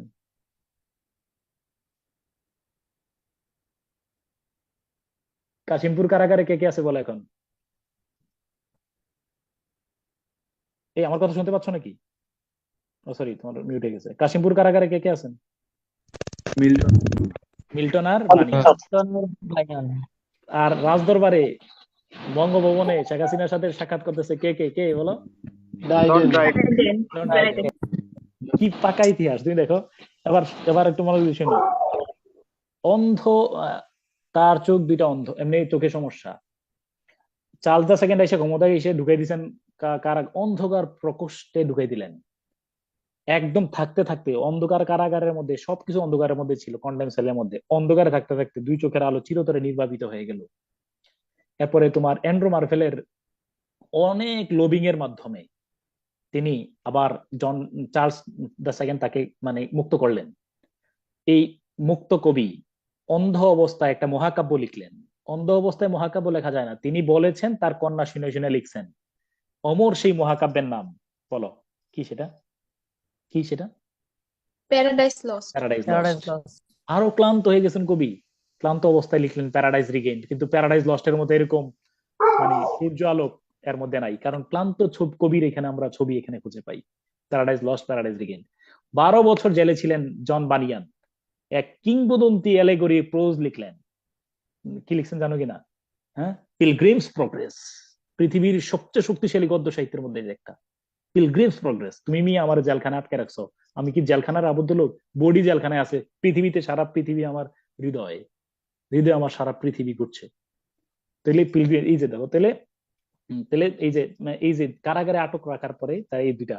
আর এদিক দিয়ে এই যে তোষামোদি করে বড় হয়ে গেছেন কে বলে? John Dryden. তিনি এই যে বহুত কিছু লিখছে আর কি, যা যেগুলো আমরা ক্লাসের মধ্যে বলবো। তো এই আর কি। তো তোমরা নিশ্চয়ই বুঝছো যে এই যুগের নাম, এই যে রেস্টোরেশন পিরিয়ডের অন্য নাম হলো জন ড্রাইডেনের যুগ, আর দা অগাস্টান পিরিয়ডের অন্য নাম হলো আলেকজান্ডার পোপের যুগ। তারপরে যুগটার নাম হলো এজ অফ সেন্সিবিলিটি, 1740 থেকে 1798 পর্যন্ত এজ অফ সেন্সিবিলিটি। সেন্সকে বেশি কাজে লাগিয়েছেন, এই যুগের নাম হলো age of sensibility. Sense, reason, original feeling কে কাজে লাগিয়েছেন। এই যুগের প্রধান কবির নাম, প্রধান সাহিত্যিকের নাম ডক্টর স্যামুয়েল জনসন। গভীর মনোযোগ। ইংল্যান্ডের ঢাকা বিশ্ববিদ্যালয়, ধরো বাংলা বাজার আছে না, বাংলা বাজারের সাহিত্যিকরা যে ঢাকা বিশ্ববিদ্যালয়ের একজন পণ্ডিত স্টুডেন্ট আর কি, মাস্টার্স পাস করে বের হইছে। তো বলে যে স্যার আপনি একটা ডিকশনারি লিখে দেন, আমাদের দেশের ছেলেরা রবীন্দ্রনাথ, নজরুল এদেরকে পড়তে পারতেছে না, এরা যে শব্দ চয়ন ব্যবহার করেছেন, এই শব্দ চয়ন বাংলাদেশের স্টুডেন্ট তো পড়তে পারতেছে না। তো তিনি কি করলেন, এই 40,000 শব্দ সম্বলিত ডিকশনারি নাম দিয়ে প্রথম ডিকশনারি লিখলেন। ঠিক বাংলাদেশের গল্পটা লন্ডনের মধ্যে নিয়ে আসো। অক্সফোর্ড বিশ্ববিদ্যালয় থেকে সদ্য গ্রাজুয়েট এবং তিনি মাস্টার করার পরে পিএইচডি করে ফেলছেন।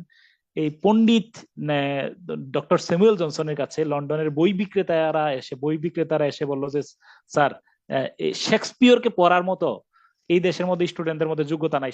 শেক্সপিয়র যেই শব্দ চয়ন করেছেন, এই শব্দ পড়ার মতো লোক নাই।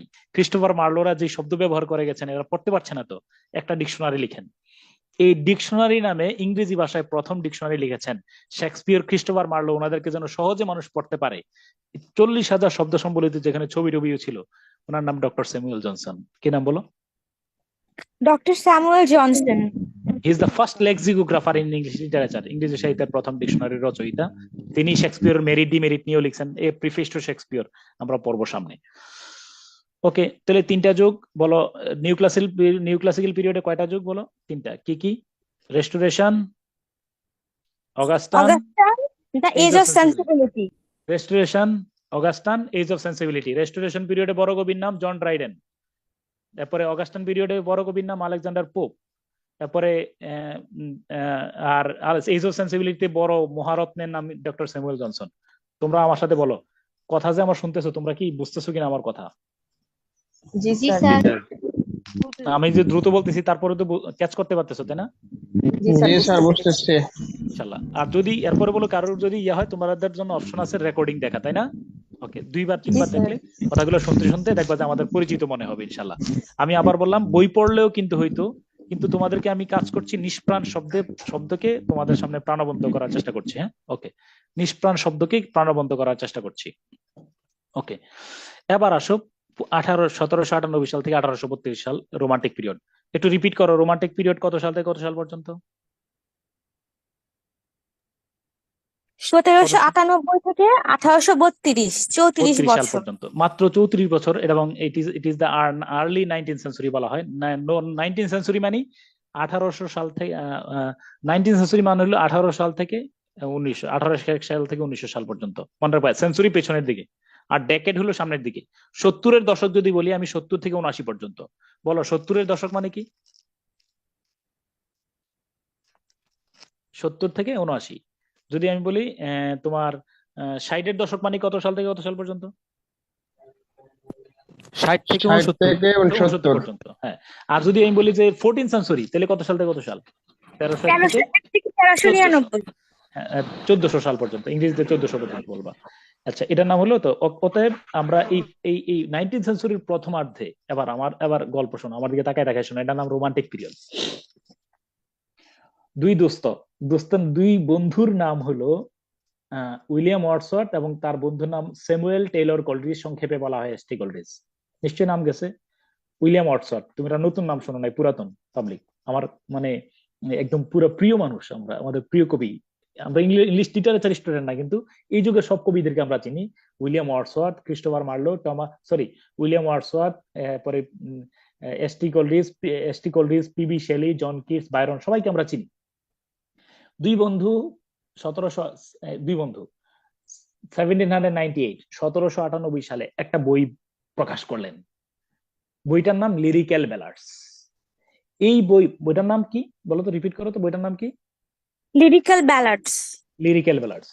এই বইটা প্রকাশ করার মাধ্যমে ইংরেজি সাহিত্যে রোমান্টিক পিরিয়ডের যাত্রা শুরু হয়। বলো কোন গ্রন্থটা প্রকাশ করার মাধ্যমে? লিরিক্যাল বলো তো? ব্যালাডস। হ্যাঁ, লিরিক্যাল ব্যালাডস। এই বইটা কয় বন্ধু মিলে বের করছেন? 2 জন। দুই বন্ধুর নাম কি? উইলিয়াম ওয়ার্ডসওয়ার্থ আর এবং স্যামুয়েল স্যামুয়েল টেইলর কোলরিজ। হ্যাঁ, এই যে দেখো, এই দুই বন্ধু মিলে একটা বই বের করছেন, বইটার নাম হলো লিরিক্যাল ব্যালাডস। এই যে দেখো, লিরিক্যাল ব্যালাডস তো তোমার দেখাচ্ছি। এই যে দেখো, লিরিক্যাল ব্যালাডস। হ্যাঁ, এই যে 1798 সালে লিরিক্যাল ব্যালাডস লিখছেন। তো এই একটা বই লেখার কারণে যুগের নাম কেন পরিবর্তন হয়েছে? আবার একটা মজার কাহিনী শোনো। একটা বইয়ের কারণে যুগের নাম চেঞ্জ হয়ে গেছে। তো শোনো, এই বই প্রকাশ করার পরে লোকেরা বললো যে আরে কি বই লিখছেন, কি কবিতা, এগুলো তো আজগুবি কবিতা, জীবনে এরকম কবিতা পড়ি না, এগুলো কোথায় পাইছেন? তো ওয়ার্ডসওয়ার্থ পরে আরেকটা বই লিখছেন, বলো, প্রেফিস টু লিরিক্যাল ব্যালাডস। যেটা তুমি প্রিফেস বা প্রেফিস যেটা বলো, ভূমিকা। প্রেফিস টু লিরিক্যাল ব্যালাডস, বলো কি লিখছেন? Preface to Lyrical Ballads. Preface to Lyrical Ballads, preface বা প্রেফিস, হ্যাঁ, okay, Preface to Lyrical Ballads, Lyrical Ballads এর ভূমিকা। তো বললো যে শোনো, আমি নতুন ভাবে কবিতা লিখছি। এর আগে কবিতার ভাষা ছিল অভিজাত শহরের মানুষের জন্য। আমি আম জনতা, কমন পিপল, শহরে গ্রামে সব মানুষের জন্য কবিতার ভাষা ব্যবহার করেছি। এক, আগে কবিতার মধ্যে আই এর ব্যবহার ছিল না, আই থাকলে আই মানে কবি ছিল না। আমি কবিতার মধ্যে যদি আই বলতো, আই মানে আমি কবি না। আই মানে হলো, ওই ধরো হৈমন্তী গল্পটা যখন পড়ছো, তোমরা কি মনে আছে? আমরা মনে করছিলাম যে রবীন্দ্রনাথের গল্প, পরে কি এটা রবীন্দ্রনাথ নাকি অপু, কারে খুঁজে পাইছো? অপু। অপু। তো মনে রাখবা, আমরা জানি যে এটাই হলো কি বলো, তো আগের দিনে কবির ব্যক্তিগত আবেগ অনুভূতি সাহিত্যে আনা নিষিদ্ধ ছিল রোমান্টিকের আগে। উইলিয়াম ওয়ার্ডসওয়ার্থ বলেন, I wander lonely as a cloud. হ্যাঁ, I wander lonely as a cloud. I মানে আমি ওয়ার্ডসওয়ার্থ বলেন যে এখন থেকে চালু হইলো আমার কথা। I am a seer, I have the prophetic quality. আমার কথা বললে বিশ্ব মানবতার কথা বলা হয়। আমি যেহেতু কবি, আমি পৃথিবীর সব মানুষের দিকে তাকাইলে তার মনস্তত্ব বুঝে ফেলি। অর্থাৎ আমার কথা বলা হলে সবার কথা বলা হয়। এই সাবজেক্টিভিটির ব্যবহার, বলো কিসের ব্যবহার? সাবজেক্টিভিটি। এগুলো আমি সাবজেক্টিভিটি। ক্লাসে, তো অনেকগুলো বৈশিষ্ট্য ছিল। এই যে দেখো, এই যে রোমান্টিক, সাবজেক্টিভিটি, কবিতা আয়ের ব্যবহার তথা কবির ব্যক্তিগত আবেগ অনুভূতির প্রকাশ, হাই ইমাজিনেশন, চাষা ভূষা, মোটে মজুর, শিশু ভবঘুরে সব মানুষের কথা নিয়ে আসছেন, লাভ ফর নেচার বিউটি। এই সমস্ত কারণে এই যুগটার নাম হলো রোমান্টিক পিরিয়ড। 34 বছরের সময়, ঠিক আছে কিনা? এবং এই যুগের মধ্যে দেখবে যে অনেক মজার গল্প। এটা আমি শেষ করবো, রোমান্টিক পিরিয়ড আমি 3-4টা ক্লাস নিয়ে পড়াবো। আসলেই তুমি দেখবে যে কবিতা কাকে বলে, কবি কাকে বলে। ওকে, তারপরে আমরা ছিলাম কোথায়? ওকে, ডান। তো রোমান্টিক পিরিয়ড 34 বছর পর্যন্ত গেল নাকি? তারপর আমরা আসবো কোথায়? ভিক্টোরিয়ান পিরিয়ডে। রানী ভিক্টোরিয়া। হ্যাঁ, ওকে, ভিক্টোরিয়ান পিরিয়ডে আসো। ভিক্টোরিয়া কই না, এই ভিক্টোরিয়ান পিরিয়ড। বলো কত সাল থেকে? 1832 সাল থেকে 1901 সাল পর্যন্ত রানী ভিক্টোরিয়া। বলো কত সাল থেকে কত সাল পর্যন্ত? 1832 থেকে 1901। 1832 সাল থেকে 1900 কত সাল পর্যন্ত? না, 1901। 1 সাল পর্যন্ত রানী ভিক্টোরিয়া।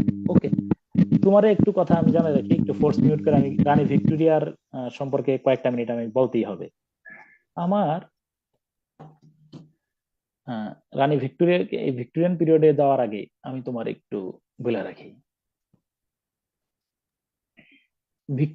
রানী ভিক্টোরিয়া, আমি ভারতবর্ষের একেবারে চন্দ্রগুপ্ত মৌর্য থেকে শুরু করে আইয়ুব খান পর্যন্ত, 1971 সালের আগ পর্যন্ত এই ভারতবর্ষে যত শাসক ছিলেন তার মধ্যে অন্যতম কিংবদন্তি এবং মহান শাসক আমি মনে করি রানী ভিক্টোরিয়া। আমার ধারণা তোমার একটু বলে রাখি কেন। তোমরা নিশ্চয়ই, আমরা জানছি যে 1600 সালে রানী এলিজাবেথের আমলে কি হয়েছিল, বলো কি না হয়েছিল 1600 সালে? Victoria Park. East India Company, কি Victoria Park? India Company. East India Company, কি বলতেছে এগুলা? East India Company. তারপরে আমরা 1757 সালে পলাশী যুদ্ধের মাধ্যমে আমরা জানি যে তোমার কি হয়েছে বলো, কি হয়েছে বলো, স্বাধীনতা হরণ হয়েছে। ব্রিটিশ আমলে ব্রিটিশের হ্যাঁ, আমরা যখন আমাদের মানে স্বাধীনতা যখন হরণ হয় তখন কিন্তু এজ অফ সেন্সিবিলিটি, একটু তোমার কথা একটু আমি একটু পিছনে যে আবার বলতেছি, এইজ অফ সেন্সিবিলিটি তিনটা কারণে উল্লেখযোগ্য। এইজ অফ সেন্সিবিলিটি সালটা কত সাল থেকে কত সাল আরেকবার পড়ে শোনাও তো। 1745 থেকে 1785 বা 98। 98 পর্যন্ত বলো। এই 1745 সাল থেকে 1798 সাল পর্যন্ত অনেকগুলো ঐতিহাসিক তারিখ গুরুত্বপূর্ণ। এদিকে তাকাও। 1755 সালে তো ডিকশনারি লিখছেন ডক্টর স্যামুয়েল জনসন। আমার দিকে তাকায় থাকো। 1757 সালে পলাশী যুদ্ধ হয় ভারতবর্ষের, মানে মানে শেষ, ইংরেজদের হাতে চলে গেছিল। ওই 1600 সালে ইস্ট ইন্ডিয়া কোম্পানির সনদ, 1757 সালে 157 বছর পরে ভারতবর্ষ দখল, পলাশী যুদ্ধে ইংরেজদের সাথে পরাজিত পরাজিত হন সিরাজদৌল্লা। 1757, 58, 59, 60, 61। 1761 সালে পানিপথের কি হয় বলো, কত নম্বর যুদ্ধ? তৃতীয় যুদ্ধ হয়, পানিপথের তৃতীয় যুদ্ধ, মনে রাখবে 61 সালে। তাহলে 1526 পানিপথের প্রথম যুদ্ধ, 1556 পানিপথের দ্বিতীয় যুদ্ধ এবং 1761 পানিপথের তৃতীয় যুদ্ধ। খুব গুরুত্বপূর্ণ তিনটা তথ্য দিলাম, মনে রাখবো। 1561 সালের পরে 1564 সালে পানিপথের বক্সারের যুদ্ধ হয়, সেখানে মীর কাসিম পরাজিত হয়। মীর কাসিম পরাজিত হওয়ার মাধ্যমে আমরা বুঝলাম অস্তমিত কফিনে সর্বশেষ পেরেক মারা হলো। আমরা বুঝলাম যে আমরা ইংরেজদের কাছ থেকে আর সহসা স্বাধীনতা ফিরে পাবো না। 1765 সালে দ্বৈত শাসন বা তোমার ডায়ার্কি হলো, মানে দেশ চালাও তুমি আর টাকা পয়সা তুলবো আমরা। এরপরে হলো 1770 সালে কি হয়েছে বলতে পারবা? নির্বাচন না, এটা 1970। 1770 সালে হলো মন্বন্তর, 1 কোটি লোক না খেয়ে মারা গেছে, বুঝছো কিনা? 1770। তারপরে এই 1776 সালে এই মনে রাখবা যে এই আমেরিকা কাদের দখলে ছিল? ব্রিটেনের দখলে ছিল, স্বাধীনতা ব্রিটিশদের ঘোষণা দখলে করে ছিল। 4 জুলাই। ব্রিটিশদের দখলে ছিল এই আমেরিকা। 1776 সালে 4 জুলাই 13টা অঙ্গরাজ্য মিলে এই যে সবাই একত্রিত হয়ে জর্জ ওয়াশিংটনের নেতৃত্বে স্বাধীনতা ঘোষণা করলো, ডিক্লারেশন অফ ইন্ডিপেন্ডেন্স। মনে রাখবে ডিক্লারেশন অফ ইন্ডিপেন্ডেন্স দুই দেশের, একটা হলো বাংলাদেশের আর একটা হলো কি বলো, যুক্তরাষ্ট্রের। প্রথম কোনটা? প্রথম বাংলাদেশ, আর বাংলাদেশে দেখা দেখি না না, যুক্তরাষ্ট্র, তাই না? প্রথম ইউএসএ, তারপর ও আচ্ছা, বাংলাদেশ। ঠিক আছে ঠিক আছে, হ্যাঁ আচ্ছা। তো এই ডিক্লারেশন অফ ইন্ডিপেন্ডেন্স। এরপরে 1789 সালে ফরাসি বিপ্লব, ইংল্যান্ডের দক্ষিণ দিকে ফ্রান্সের বিপ্লব হয়েছে। তো আমার দিকে তাকাও, তিনটা ঘটনাকে আমরা বড় করে বলতে পারি। একটা হলো এই 1757 সালে এই ইংরেজরা ভারতবর্ষ দখল করছিল, ক্লিয়ার? এবং একই সময় এই শতকেই তাদের কাছ থেকে একটা বড় কলোনি দখলমুক্ত হয়ে যায়। কোনটা সেটা? ইউএসএ। আমেরিকা। তাহলে মনে রাখবা এই শতাব্দীতে একটা বড় অঞ্চল তারা দখলে নেয় আর একটা বড় অঞ্চল তাদের হাতছাড়া হয়, ঠিক আছে কিনা? আর এই কিছুদিন পরে 1789 সালে, শুনো, 1789 সালে এই ইংল্যান্ডের দক্ষিণ দিকে ফ্রান্স ফরাসি বিপ্লবের রাজা ষোড়শ লুইকে গিলুটিনের মাধ্যমে হত্যা করা হয়, রাজতন্ত্রকে হত্যা করা হয়, বাস্তিল দুর্গের পতন ঘটে, নেপোলিয়নের উদ্বোধ হয়, গণতন্ত্রের যাত্রা শুরু হয়, প্রকম্পিত হয় পুরা ইউরোপের রাজতন্ত্র, সবাই কেঁপে ওঠে। ফলে এই রোমান্টিক যুগের সাহিত্যিকরা ফরাসি বিপ্লব দ্বারা প্রভাবিত ছিলেন। বিসিএস পরীক্ষার প্রশ্ন, উইলিয়াম ওয়ার্ডসওয়ার্থ কোন বিপ্লব দ্বারা প্রভাবিত ছিলেন বলতো? ফরাসি বিপ্লব। ইতিহাসের সাথে ইতিহাস দেখো যে ফরাসি বিপ্লব, কারণ এই 1798 সালে তোমার রোমান্টিক যুগের যাত্রা শুরু, তার কয়েক বছর আগে ইংল্যান্ডে ফ্রান্সে ফরাসি বিপ্লব হয়। ওকে, তো এবার আসো, এরপরে এর এই ধারাবাহিকতা মনে রাখবা। 1757 পরে 100 বছর পরে 1857 সালে ভারতবর্ষে কি হলো বলো? সিপাহী বিদ্রোহ। সিপাহী বিদ্রোহে মদতদানের অভিযোগে সর্বশেষ ভারতীয় সম্রাট, নাম বলতে পারবা কেউ? সর্বশেষ ভারতীয় মুঘল সম্রাটের নাম কি ছিল? বাহাদুর শাহ জাফর। বাহাদুর শাহ। দ্বিতীয় বাহাদুর শাহ, যার কবি ইয়া ছিল এই যে মির্জা গালিব, আসাদুল্লাহ খান গালিব। গালিবের কবিতা আমি তোমাদের ক্লাসে শোনাবো। এই এই তো মির্জা তাকে একটু দাঁড়াও, আমার দিকে তাকায় গল্প শোনো। এই হ্যাঁ কি করছেন, এই রানী ভিক্টোরিয়া যখন ভারতবর্ষে তিনি কি করছেন, দ্বিতীয় বাহাদুর শাহকে, এই মনে রাখবা যে এটা কত ইতিহাস বলে, তার 14 জন সন্তানের মধ্যে 10 জনকে ফাঁসিতে ঝুলানো হয়েছে তার চোখের সামনে। এই তোমার ইয়াতে আছে না, ব্রিটিশ সিপাহী বিদ্রোহে মদতদানের অভিযোগে তাকে কিন্তু পরবর্তীতে এই ইয়াঙ্গুনে পাঠানো হয়। এরপরে মনে রাখবা যে 1558 সালে রানী ভারতবর্ষে ইস্ট ইন্ডিয়া শাসনের আহ, বিলুপ্তি ঘোষণা করেন। কি বিলুপ্তি ঘোষণা? ইস্ট ইন্ডিয়া কোম্পানি বিলুপ্তি ঘোষণা করে রানী নিজেই ভারতবর্ষের স্বাধীনতার ভারতবর্ষের দায়িত্ব হাতে নেন। হাতে নেওয়ার পরে তিনি বেশ কিছু কাজ করেছেন। যেমন ধরো তোমরা নীল বিদ্রোহ নাম শুনছো কিনা? নীল বিদ্রোহ জি স্যার। কত সালে নীল নীল বিদ্রোহের অবসান ঘটে? কত সালে? 1860। এই তো বুঝছো কিনা, রানী ভিক্টোরিয়া ক্ষমতায় আসার পরে ইস্ট ইন্ডিয়া কোম্পানিরে তিনি সরাই দিচ্ছেন, বলছে এত বড় বিশাল ভূখণ্ডকে কোম্পানি দিয়ে চালানো যাবে না। তারপরে 1860 সালে তিনি নীল বিদ্রোহের অবসান ঘটান। এরপরে ধরো 1860 সালে তিনি একটা পেনাল কোড নামের বের করছেন, জানো কিনা? দণ্ডবিধি জি স্যার, বাংলাদেশে penal 5 code। হ্যাঁ পেনাল কোড। হ্যাঁ, জি স্যার। এই যে পুলিশ বিসিএস পুলিশ দিয়ে ফেলতেছো, কার ক্রেডিট? রানী ভিক্টোরিয়া 1861 সালে 1961 সালে। পুলিশ এক তৈরি করছে। এইভাবে করে তুমি রানী ভিক্টোরিয়া আমলে একটা কিংবদন্তি আছে, তোমার এটার নাম হলো এই সিআরপিসি। বলো সিআরপিসি মানে কি? বলো কোড অফ ক্রিমিনাল প্রসিডিওর, ফৌজদারি Criminal কার্যবিধি। procedure 1898 সালে 1898। হ্যাঁ নজরুল জন্মগ্রহণ করার 1 বছর আগে এই CPC CrPC code of 1908। Criminal. এই যে তুমি বিসিএস পরীক্ষা দিচ্ছ রেজিস্ট্রেশন তোমার, অ্যাক্ট 1908। হ্যাঁ হ্যাঁ হ্যাঁ, অনেকগুলা রেগুলেশন 1908 অ্যাক্ট তো পরে 1908। পরে পরে পরে সিবিসি পরে। আচ্ছা, তোমার এই তাহলে কি এরপরে এই শিক্ষা ব্যবস্থা ভারতবর্ষে যদি তুমি বিসিএস পরীক্ষা দিচ্ছ, এগুলো কিন্তু সব রানী ভিক্টোরিয়ার আমল থেকে হয়েছে। রানী ভিক্টোরিয়ার আমলে তিনি নতুন করে কোনো যুদ্ধ জড়ান নাই। তিনি তার কলোনিগুলোকে খুব সুস্থির ভাবে রেখেছেন, নতুন ভাবে যুদ্ধে জড়ান নাই। যে যুদ্ধগুলো ছিল সেগুলো, যেই দেশগুলো তার দখলে ছিল, তিনি সেগুলোকে উন্নত করার চেষ্টা করছেন। এই দেখো তুমি সড়ক ব্যবস্থা, এই যে তোমার শিক্ষা ব্যবস্থা, তার আমলে লর্ড ডালহৌসির আমলে, ওনার সময়ের লর্ড ডালহৌসি যখন ছিলেন এই ভাইসরয়, তার আমলে ভারতবর্ষে তোমার একজন শিক্ষাবিদ ছিলেন, ওনার নাম ছিল চার্লস উডের ডেসপাস বলা হয়। এই যে তুমি দেখো যতগুলা বাংলাদেশের জিলা স্কুল আছে, দেখো সব 100 বছরের পুরাতন কিনা বলো? জি স্যার। সবগুলা। অর্থাৎ তিনি সিদ্ধান্ত নিয়েছেন প্রত্যেকটা প্রভিন্সে একটা করে বিশ্ববিদ্যালয় হবে, তারপরে তোমার একটা টিচার্স ট্রেনিং কলেজ হবে, নারী পুরুষ। অর্থাৎ শিক্ষার ইতিহাস যদি তুমি পিছনে যাও, দেখবা যে ঘুরে রানী ভিক্টোরিয়া। এই যে বিসিএস পরীক্ষা, ভারতবর্ষের প্রথম বিসিএস ক্যাডার কে ছিল জানো? কে বলতে পারবা? প্রথম আইসিএস পরীক্ষা কে দিয়েছিল? সত্যেন্দ্রনাথ ঠাকুর। সত্যেন্দ্রনাথ ঠাকুর রবীন্দ্রনাথ ঠাকুরের বড় ভাই। তারপরে তিনি এরপরে ওইখানে, কারণ ওই সময় বাংলাদেশ, ভারত, ইন্ডিয়া, ইংল্যান্ডে এসে এই পরীক্ষাটা দেওয়া লাগতো, সিভিল সার্ভিস পরীক্ষা। তো পরবর্তী রানী ভিক্টোরিয়া ভারতবর্ষে আবার কি করছেন বলো? এই সিভিল সার্ভিস পরীক্ষা দেওয়ার ব্যবস্থা করে দিয়েছেন, কারণ এখানে এসে দিয়ে আর বয়স থাকতো না। তো ফলে এই তুমি যদি মনে করো যে এই ভারতবর্ষের একদম উন্নতির যে সূতিকাগার, যার হাত দিয়ে সূচনা শুরু হয়েছিল আধুনিকায়নের, এটা রানী ভিক্টোরিয়া। শিক্ষা ব্যবস্থা বলো, এটা অনেক বড় অবদান।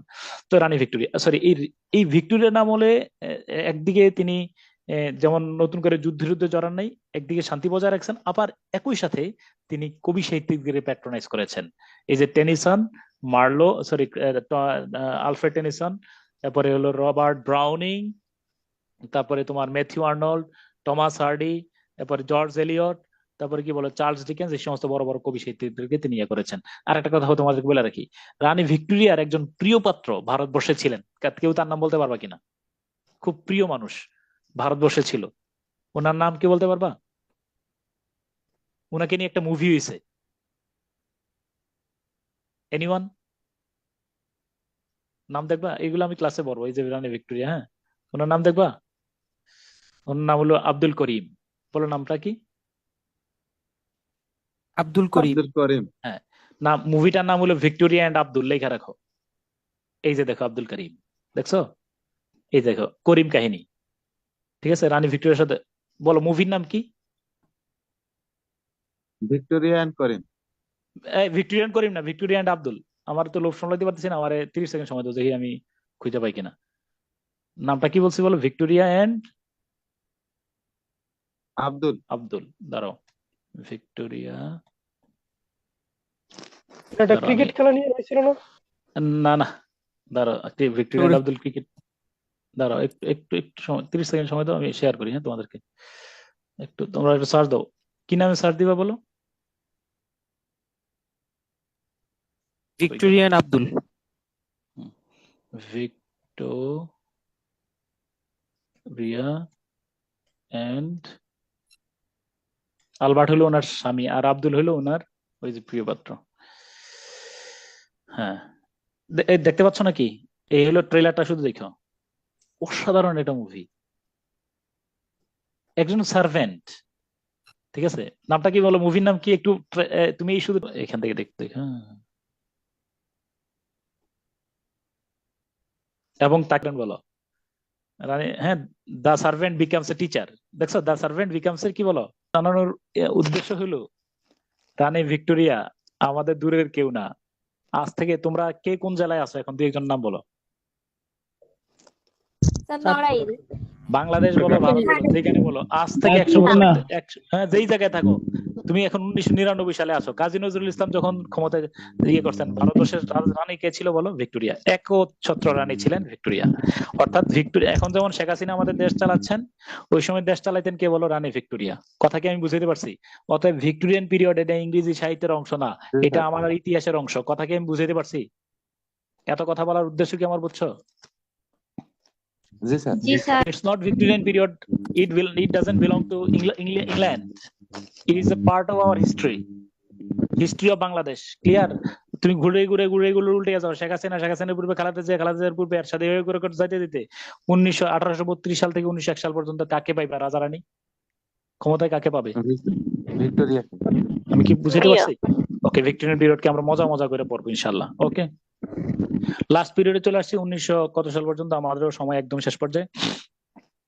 বলো, কত সালে আসলাম? 1901 সাল থেকে 1939। 1939। এটা বন্ধ হয় না কেন? আচ্ছা দাঁড়া, 1901 সাল থেকে 1939 সাল পর্যন্ত হলো মডার্ন পিরিয়ড। আর 1939 সাল থেকে, দ্বিতীয় বিশ্বযুদ্ধ থেকে প্রেজেন্ট, এটার নাম হলো পোস্ট মডার্ন পিরিয়ড। আচ্ছা, মনে রাখবা, মডার্ন পিরিয়ডের দুইটা অংশ, একটা নাম হলো এডওয়ার্ডিয়ান পিরিয়ড আর একটা নাম হলো জর্জিয়ান পিরিয়ড। বলো, মডার্ন পিরিয়ডের কয় অংশ? দুইটা। কি কি? একটা হচ্ছে দ্য এডওয়ার্ড পিরিয়ড আর একটা হচ্ছে দ্য জর্জিয়ান পিরিয়ড। আমার দিকে তাকাও। আচ্ছা, আমি যদি প্রশ্ন করি, তোমরা কমেন্ট বক্সে লিখো তো, আজ থেকে আমরা চলে গেলাম, এখন তো চলতেছে 1923 নাকি? আজ থেকে 100 বছর আগে চলে গেলাম। সরি, 2023, 1923 এমন একটা সাল মনে রাখবা, মানে নজরুলের বিদ্রোহী কবিতার প্রকাশের পরের বছর। বলতো, এখন দেশ শাসন করছেন শেখ হাসিনা। 1923 সালে ভারতে নরেন্দ্র মোদী, পাকিস্তানে কিনা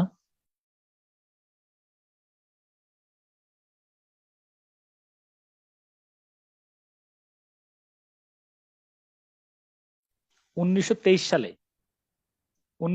সালে এই কে ক্ষমতায় ছিলেন, কে বলতে পারবা? 1923 সালে কে ক্ষমতায় ছিলেন? এনিওয়ান, কে বলতে পারবা কিনা?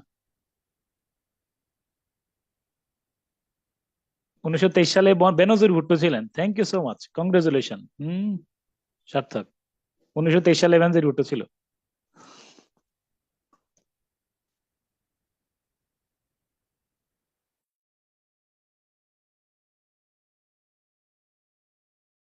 তো 23 সালে কে ক্ষমতায় ছিলেন? রানী ভিক্টোরিয়া 1901 সালে মারা গেছেন, আবার তিনি 1923 সালে পুনর্জন্ম লাভ করেছেন। কংগ্রেচুলেশন, থ্যাংক ইউ, চমৎকার। আর কোন উত্তর?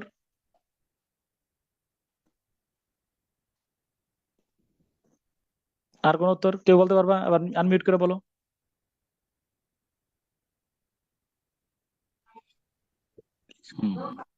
Thank you so much. মনে রাখবা, এদিকে এবার বইয়ের দিকে তাকানোর দরকার নাই। রানী ভিক্টোরিয়া মারা গেলেন। আমার কথা শুনতে পাচ্ছ কিনা একটু রিপ্লাই করো তো, নাকি আমি তোমাদেরকে শুনতে পাচ্ছি না? ইয়েস স্যার, পাচ্ছি। ওকে, আমার দিকে তাকিয়ে থাকো। 1901 সালে রানী ভিক্টোরিয়া মারা যান। মারা যাওয়ার পরে তার পুত্র ক্ষমতায় আসেন। ওনার পুত্রের নাম এডওয়ার্ড। বলো নাম কি? এডওয়ার্ড। এরপরে হ্যাঁ, মিউট করে ফেলো। এডওয়ার্ড ক্ষমতায় আসেন।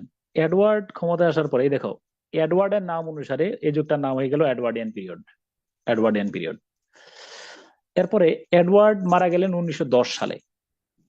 এরপরে ক্ষমতায় আসছেন এডওয়ার্ডের পুত্র পঞ্চম জর্জ। সপ্তম এডওয়ার্ডের পুত্র পঞ্চম জর্জ, নাম হয়ে গেল জর্জিয়ান পিরিয়ড। তাহলে 1910 সাল থেকে 1936 সাল পর্যন্ত ভারতবর্ষের যিনি শাসক ছিলেন তার নাম হলো জর্জিয়ান পিরিয়ড, তার নাম হলো পঞ্চম জর্জ।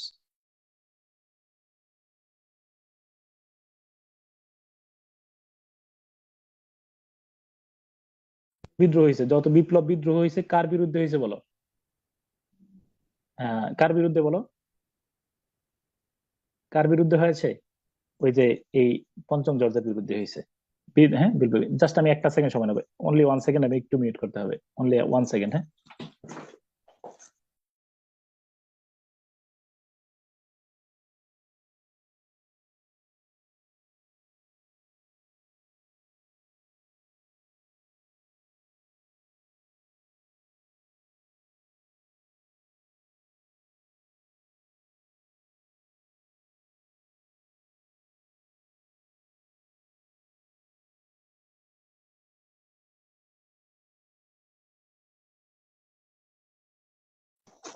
ওকে। তো আমি কোথায় ছিলাম বলো? রানী ভিক্টোরিয়া কত সালে মারা গেছেন? 1901। রানী ভিক্টোরিয়া কত সালে মারা গিয়েছেন? 1901 সালে। রানী ভিক্টোরিয়ার পরে ক্ষমতায় এসেছেন তার বড় পুত্র, নাম কি বলো? নাম কি? এডওয়ার্ড, সপ্তম এডওয়ার্ড। ওনার নাম অনুসারে যুগের নাম হয়ে গেল এডওয়ার্ডিয়ান পিরিয়ড। বলো যুগের নাম কি হয়েছে? Edwardian period. Okay, period. হ্যাঁ এডওয়ার্ডিয়ান পিরিয়ড। এডওয়ার্ড মারা গেলেন কত সালে বলবা? 1910। 1910 সালে। এডওয়ার্ড মারা যাওয়ার পরে, এডওয়ার্ড মারা গেলেন, তারপরে এডওয়ার্ড মারা যাওয়ার পরে ক্ষমতা আসছেন কি বলো? জর্জ। সপ্তম বলো জর্জ। হ্যাঁ, সপ্তম, না পঞ্চম জর্জ। বলো কত নম্বর জর্জ? পঞ্চম জর্জ। হ্যাঁ পঞ্চম জর্জ। এই তার নাম অনুসারে হয়ে গেল জর্জিয়ান পিরিয়ড। তাহলে বলো ইংরেজি সাহিত্যে আধুনিক যুগের কয়টা অংশ? দুইটা, দুইটা। কি কি বলো? এডওয়ার্ডিয়ান এবং জর্জিয়ান। এডওয়ার্ড কে ছিলেন? রানী ভিক্টোরিয়ার সপ্তম পুত্র, মানে পুত্র। রানী বড় পুত্র, হ্যাঁ বড় পুত্র, হ্যাঁ, বড় পুত্র। বড় পুত্র। এরপরে আর জর্জ কে ছিলেন? রাজা এডওয়ার্ডের পুত্র। হ্যাঁ, এডওয়ার্ডের বড় পুত্রের নাম কি ছিল বলো? বড় জর্জ। পুত্রের নাম কি? হ্যাঁ, ওকে। এই যে দেখো, এবার তোমারে বলে রাখি তো, এবার এবার বাংলাদেশ অ্যাফেয়ার্স এর 2বার বিসিএস পরীক্ষার একটা প্রশ্ন তোমারে আমি এবার একটু শেয়ার করি না আমি। একটু শেয়ার করতেছি, ধরো। এবার আমার বলো, বঙ্গভঙ্গর যখন রদ হয়, ভারতবর্ষে ক্ষমতায় কে ছিলেন? 2বার বিসিএস পরীক্ষার প্রশ্ন। পঞ্চম জর্জ। বলো, বঙ্গভঙ্গ যখন রদ হয় তখন ভারতবর্ষের ক্ষমতায় কে ছিলেন? এই দেখো, তাহলে মডার্ন পিরিয়ডের 2টা অংশ। ওকে, একটা হলো কি বলো, দা এডওয়ার্ডিয়ান, 1901 সাল থেকে 1910 সাল পর্যন্ত, সপ্তম এডওয়ার্ডের আমল। তার আমলে 1905 সালে বঙ্গভঙ্গ হয়, এটা তার আমলে ভাইসরয় ছিলেন লর্ড কার্জন। বলো লর্ড কার্জন। আর তার পুত্র পঞ্চম জর্জের আমল 1910 থেকে 1936, তার আমলে 1911 সালে বঙ্গভঙ্গ রদ হয়, তখন ভাইসরয় কে ছিলেন বলো? Lord Hardinge. হার্ডিঞ্জ। তো এখন আমারে বলো, পরীক্ষায় অপশনে আসছে বঙ্গভঙ্গ রদ কার আমলে হয়? অপশনে লর্ড হার্ডিঞ্জ এবং পঞ্চম জর্জ দুইজনই যদি থাকেন, কার নাম হবে? রাজার নাম হবে। 5 মিনিটস, ক্লাসের সময় আর 5 মিনিট। রাজার নাম, কথা বলছো কিনা? ধরো এখন যে আমাদের বঙ্গবন্ধু টানেল, কর্ণফুলী টানেল যে হয়েছে, এটা যদি চিটাগংয়ের কার আমলে হয়? চট্টগ্রামের মেয়রের নাম দেয়া আছে আর শেখ হাসিনার নাম দেয়া আছে, কার আমলে হবে? শেখ হাসিনা। যদি অপশনে শেখ হাসিনার নাম না থাকে, চট্টগ্রামের মেয়র, রাজশাহীর মেয়র নাম দেয়া থাকে, কার নাম হবে? চট্টগ্রামের মেয়র। মেয়রের নাম। আমি কথা বুঝতে পারছি কিনা? তাহলে ওই যে তুমি পঞ্চম জর্জ পড়ছো, ওইটা দূরের কথা না, এটা আমাদের ইংরেজি সাহিত্যের অংশ। বলো আধুনিক যুগের কয়টা অংশ? 2টা। কি কি? কি কি বলো? স্যার, এডওয়ার্ডিয়ান এবং জর্জিয়ান। হ্যাঁ, এডওয়ার্ডিয়ান হলো সপ্তম এডওয়ার্ড, তার আমলে বঙ্গভঙ্গ হয়, এবং জর্জের আমলে কি হয় বলো? বঙ্গভঙ্গ রদ হয়। বঙ্গভঙ্গ রদ হয়। ওকে, এখন আমরা এরপরে 1939 সাল থেকে যখন আগামী ক্লাসে আমার একটু রয়ে গেল, মনে রাখবো আমি আমার একটা 2-3টা গল্প বলবো। ইতালি থেকে কোথায় আসবো? একটা ইতিহাস বলতে বলতে কোথায় আসবো? জগন্নাথ বিশ্ববিদ্যালয়। জগন্নাথ। ইতালি থেকে জগন্নাথ বিশ্ববিদ্যালয়। একটা পরিক্রমা দেখাবো ইতিহাসের। হ্যাঁ, এক মিনিট একটা গল্প ইতিহাস বলবো সুন্দর করে ঘুরে ঘুরে। হ্যাঁ, গেল। দ্বিতীয়ত হলো আরেকটা গল্প বলবো, একজন ইংরেজ রাজা প্রেমের কারণে সিংহাসন ত্যাগ করেছেন। উনি কে এবং কেন? উনার নাম হলো, আচ্ছা মনে রাখবো, 1936 সালে, এটা ধারণা দিয়ে রাখি, 1936 সালে রাজা পঞ্চম জর্জ যখন মারা যান তখন তার দুই পুত্র ছিল। বড় পুত্র নাম ধারণ করছেন অষ্টম এডওয়ার্ড, কারণ তার দাদা ছিল সপ্তম এডওয়ার্ড, বুঝছো কিনা? তাহলে অষ্টম এডওয়ার্ড ক্ষমতায় এসে তিনি ওই যে তার একটা প্রেম ছিল ফ্রান্সের একটা মেয়ে, নাম হলো ওয়াইলিস, বলো নাম কি? ওয়াইলিস। ওয়ালিস, হ্যাঁ ওয়াইলিস, হ্যাঁ ওয়াইলিস এন্ড এডওয়ার্ড একটা মুভি আছে, তাহলে দুইটা মুভি নিবা, দেখবা, ধারণা নিবা। বলো, একটা হলো ভিক্টোরিয়া এন্ড আব্দুল, আর একটা নাম কি বললাম? ওয়াইলিস এন্ড এডওয়ার্ড, বুঝছো? ওয়াইলিস এন্ড এডওয়ার্ড, ওকে। তো তিনি আবার প্রেমের কারণে সিংহাসন ত্যাগ করে চলে যান। এরপরের ইতিহাসটা পরে বলবো, আজকে বলবো এখন বর্তমানে ইংল্যান্ডের রাজার নাম কি? চার্লস তৃতীয়। চার্লস দ্য সেকেন্ড, ঠিক আছে। এই পর্যন্ত আমরা ইতিহাসটা মানে আধুনিক যুগের রাজারা নিজের ইতিহাসটা একটু মিলিয়ে বলবো। এবার আমার সাথে বলো সিনপসিস ক্লাসের। ইংরেজি সাহিত্যের 8টা যুগ, 8টা যুগের নাম, প্রথম যুগের নাম অ্যাংলো স্যাক্সন পিরিয়ড। মনোযোগ, লাস্ট রিভিউ, 450 সাল থেকে 1066 সাল পর্যন্ত অ্যাংলো স্যাক্সন পিরিয়ড, এটা ইংরেজি সাহিত্যের প্রাচীন যুগ, Old English period. Second 1066 to 1500 Middle English period. Middle English period 3টা অংশ, Anglo Norman, age of Chaucer, dark age. Age of চসারটাই মনে রাখবা, 1340 সাল থেকে 1400, এটা মনে রাখলে বাকি দুইটা অটোমেটিক্যালি মনে থাকবে, চসার। তারপর 3 নম্বরে রেনেসা। রেনেসার 1500 সাল থেকে 1660, 1500 to 1660, ক্লিয়ার? G sir. এই 160 বছরের মধ্যে কয়টা অংশ? 5টা। 5টা অংশ কি কি? Preparation for renaissance. Preparation, golden period হলো আমাদের এলিজাবেথান পিরিয়ড, কত সাল থেকে? 1558 সাল থেকে 1603, ভোলা যাবে না, যাবে না, আমিও গত ক্লাসে রিপিট করছি। 1603 থেকে 25 জেমসের জ্যাকোবিয়ান পিরিয়ড। 25 থেকে 49, 25 থেকে 1625 থেকে 1649 চার্লসের ক্যারোলিন। নো মনার, কোন রাজা ছিল না 11 বছর, যুগের নাম কি? কমনওয়েলথ। এই হলো আমার রেনেসা শেষ। নিউ ক্লাসিক্যাল 1660, 1660 থেকে ওই রোমান্টিক পিরিয়ড, মানে ওই যে নিউ লিরিক্যাল বেলার লেখার টাইম পর্যন্ত, 1798 সাল পর্যন্ত। প্রথম যুগের নাম কি? রেস্টোরিয়ান পিরিয়ড। রেস্টুরেন্ট না, রেস্টোরেশন।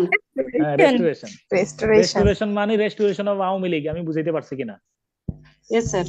হারিয়ে যাওয়া আওয়ামী লীগ ফিরে আসছে, ফিরে আসা, হারিয়ে যাওয়া রাজতন্ত্র ফিরে আসছে, ক্লিয়ার না? একদম। অগাস্টান পিরিয়ড 1700 সাল থেকে 1745। আর তোমরা নিশ্চয়ই জন ড্রাইডেনের চরিত্র তো বুঝছোই ভালো করে নাকি? ডিগবাজি হোসেন মোহাম্মদ এরশাদ নাকি?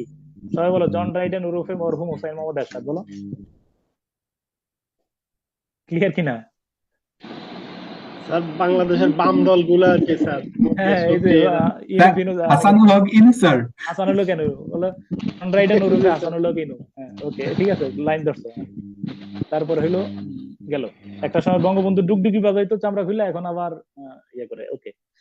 তারপরে রেস্টোরেশন আমি বুঝাইছি। এরপর অগাস্টাস আমলের সাহিত্যিকদেরকে অনুসরণ করছেন অগাস্টান পিরিয়ড, আলেকজান্ডার পোপ এই যুগের মধ্যমণি, 1700 সাল থেকে 1745। এরপর 45-এর পরে এইটার নাম হলো 98 সাল পর্যন্ত এজ অফ সেন্সিবিলিটি, প্রধান কবির নাম ডক্টর স্যামুয়েল জনসন, গল্প বলছি। তারপরে আসো 1798 সাল থেকে 1832 রোমান্টিক পিরিয়ড। রোমান্টিক পিরিয়ড খুব মজার ইতিহাস, তাই না? বড় বড় প্রিয় কবিরা আমাদের আছেন, ওয়ার্ডসওয়ার্থের নেতৃত্বে যাত্রা শুরু। আচ্ছা, ওয়ার্ডসওয়ার্থ কোল্ড্রিজ মিলে একটা বই লিখছিল, লিরিক্যাল বেলার্স। আমার প্রিয় রানী তো জানোই, রানী ভিক্টোরিয়া, ভিক্টোরিয়া এন্ড আব্দুল, নাম তো বললাম। তিনি যে আমার ইংরেজি, ভারতবর্ষের ইতিহাস, ইংরেজি সাহিত্যের ইতিহাস আলাদা না। তাহলে ভিক্টোরিয়ান পিরিয়ড আমরা ভারতবর্ষ ভালো করে জানার চেষ্টা করছি, বিসিএস পরীক্ষা দিচ্ছি, থ্যাংক ইউ ম্যাডাম। ভিক্টোরিয়া না থাকলে আমরা বিসিএস পরীক্ষা চিন্তা করতে পারতাম না। অতএব পরে সাথে আবার ভিক্টোরিয়ান পিরিয়ডও ভালো করে পড়বো। হ্যাঁ, এরপরে ভিক্টোরিয়া ম্যাডামের দুই পুত্র, বড় পুত্রের নাম হলো, আমরা মডার্ন পিরিয়ডে চলে আসছি 1901 থেকে দ্বিতীয় বিশ্বযুদ্ধ, 1901 থেকে 1939 সাল পর্যন্ত। ওনার বড় ছেলের নাম এডওয়ার্ড, সপ্তম এডওয়ার্ড, ওনার নাম অনুসারে এডওয়ার্ডিয়ান পিরিয়ড। বঙ্গভঙ্গ রদ হয়েছে উল্লেখযোগ্য, সর্বভারতীয়, আরে নিখিল ভারত আওয়ামী মুসলিম লীগ প্রতিষ্ঠা হয়েছে নাকি? নাকি ঠিক বললাম না আমি? 1906 সালে CPC, code of civil procedure, দেওয়ানি কার্যবিধি হয়েছে ওই সময়। তারপর 1910 থেকে 1936 আকাইমা রাজা, ওনার নাম হলো, নাম কি না, পঞ্চম জর্জ। যত বিপ্লব হয়েছে, যত বিদ্রোহ হয়েছে তার বিরুদ্ধে হয়েছে নাকি?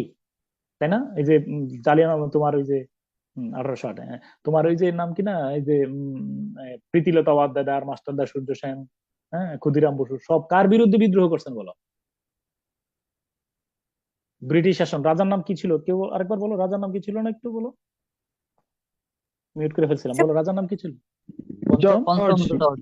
আমি বিদ্রোহী কবিতায় রবীন্দ্রনাথ নজরুল লিখছেন, আমি ভগবান বুকে একে দেব রব পদচিহ্ন। এই ভগবানটা কে? হুইজ ভগবান? ব্রিটিশ শাসন। এবং এটা হলো চার্লস, আর সরি, আরে কি নাম ওর নাম, পঞ্চম জর্জ। বুঝছো কিনা বিষয়টা? তারপরে পঞ্চম জর্জের পরে মিউট করে ফেললাম সবাইকে।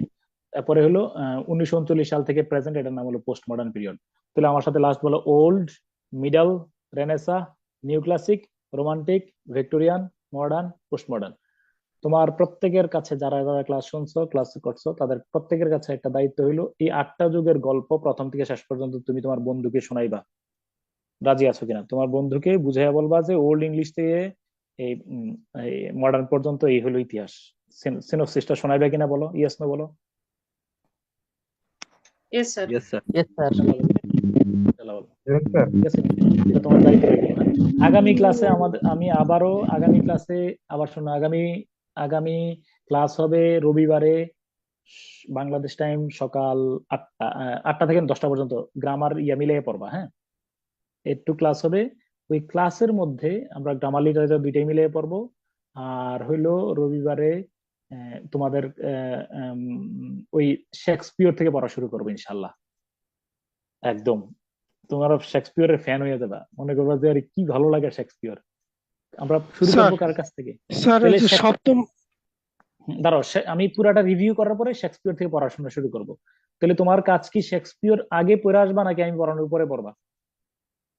আগে। এটা দায়িত্ব, আগে পড়বা, আগে পড়ে আসবা, হ্যাঁ?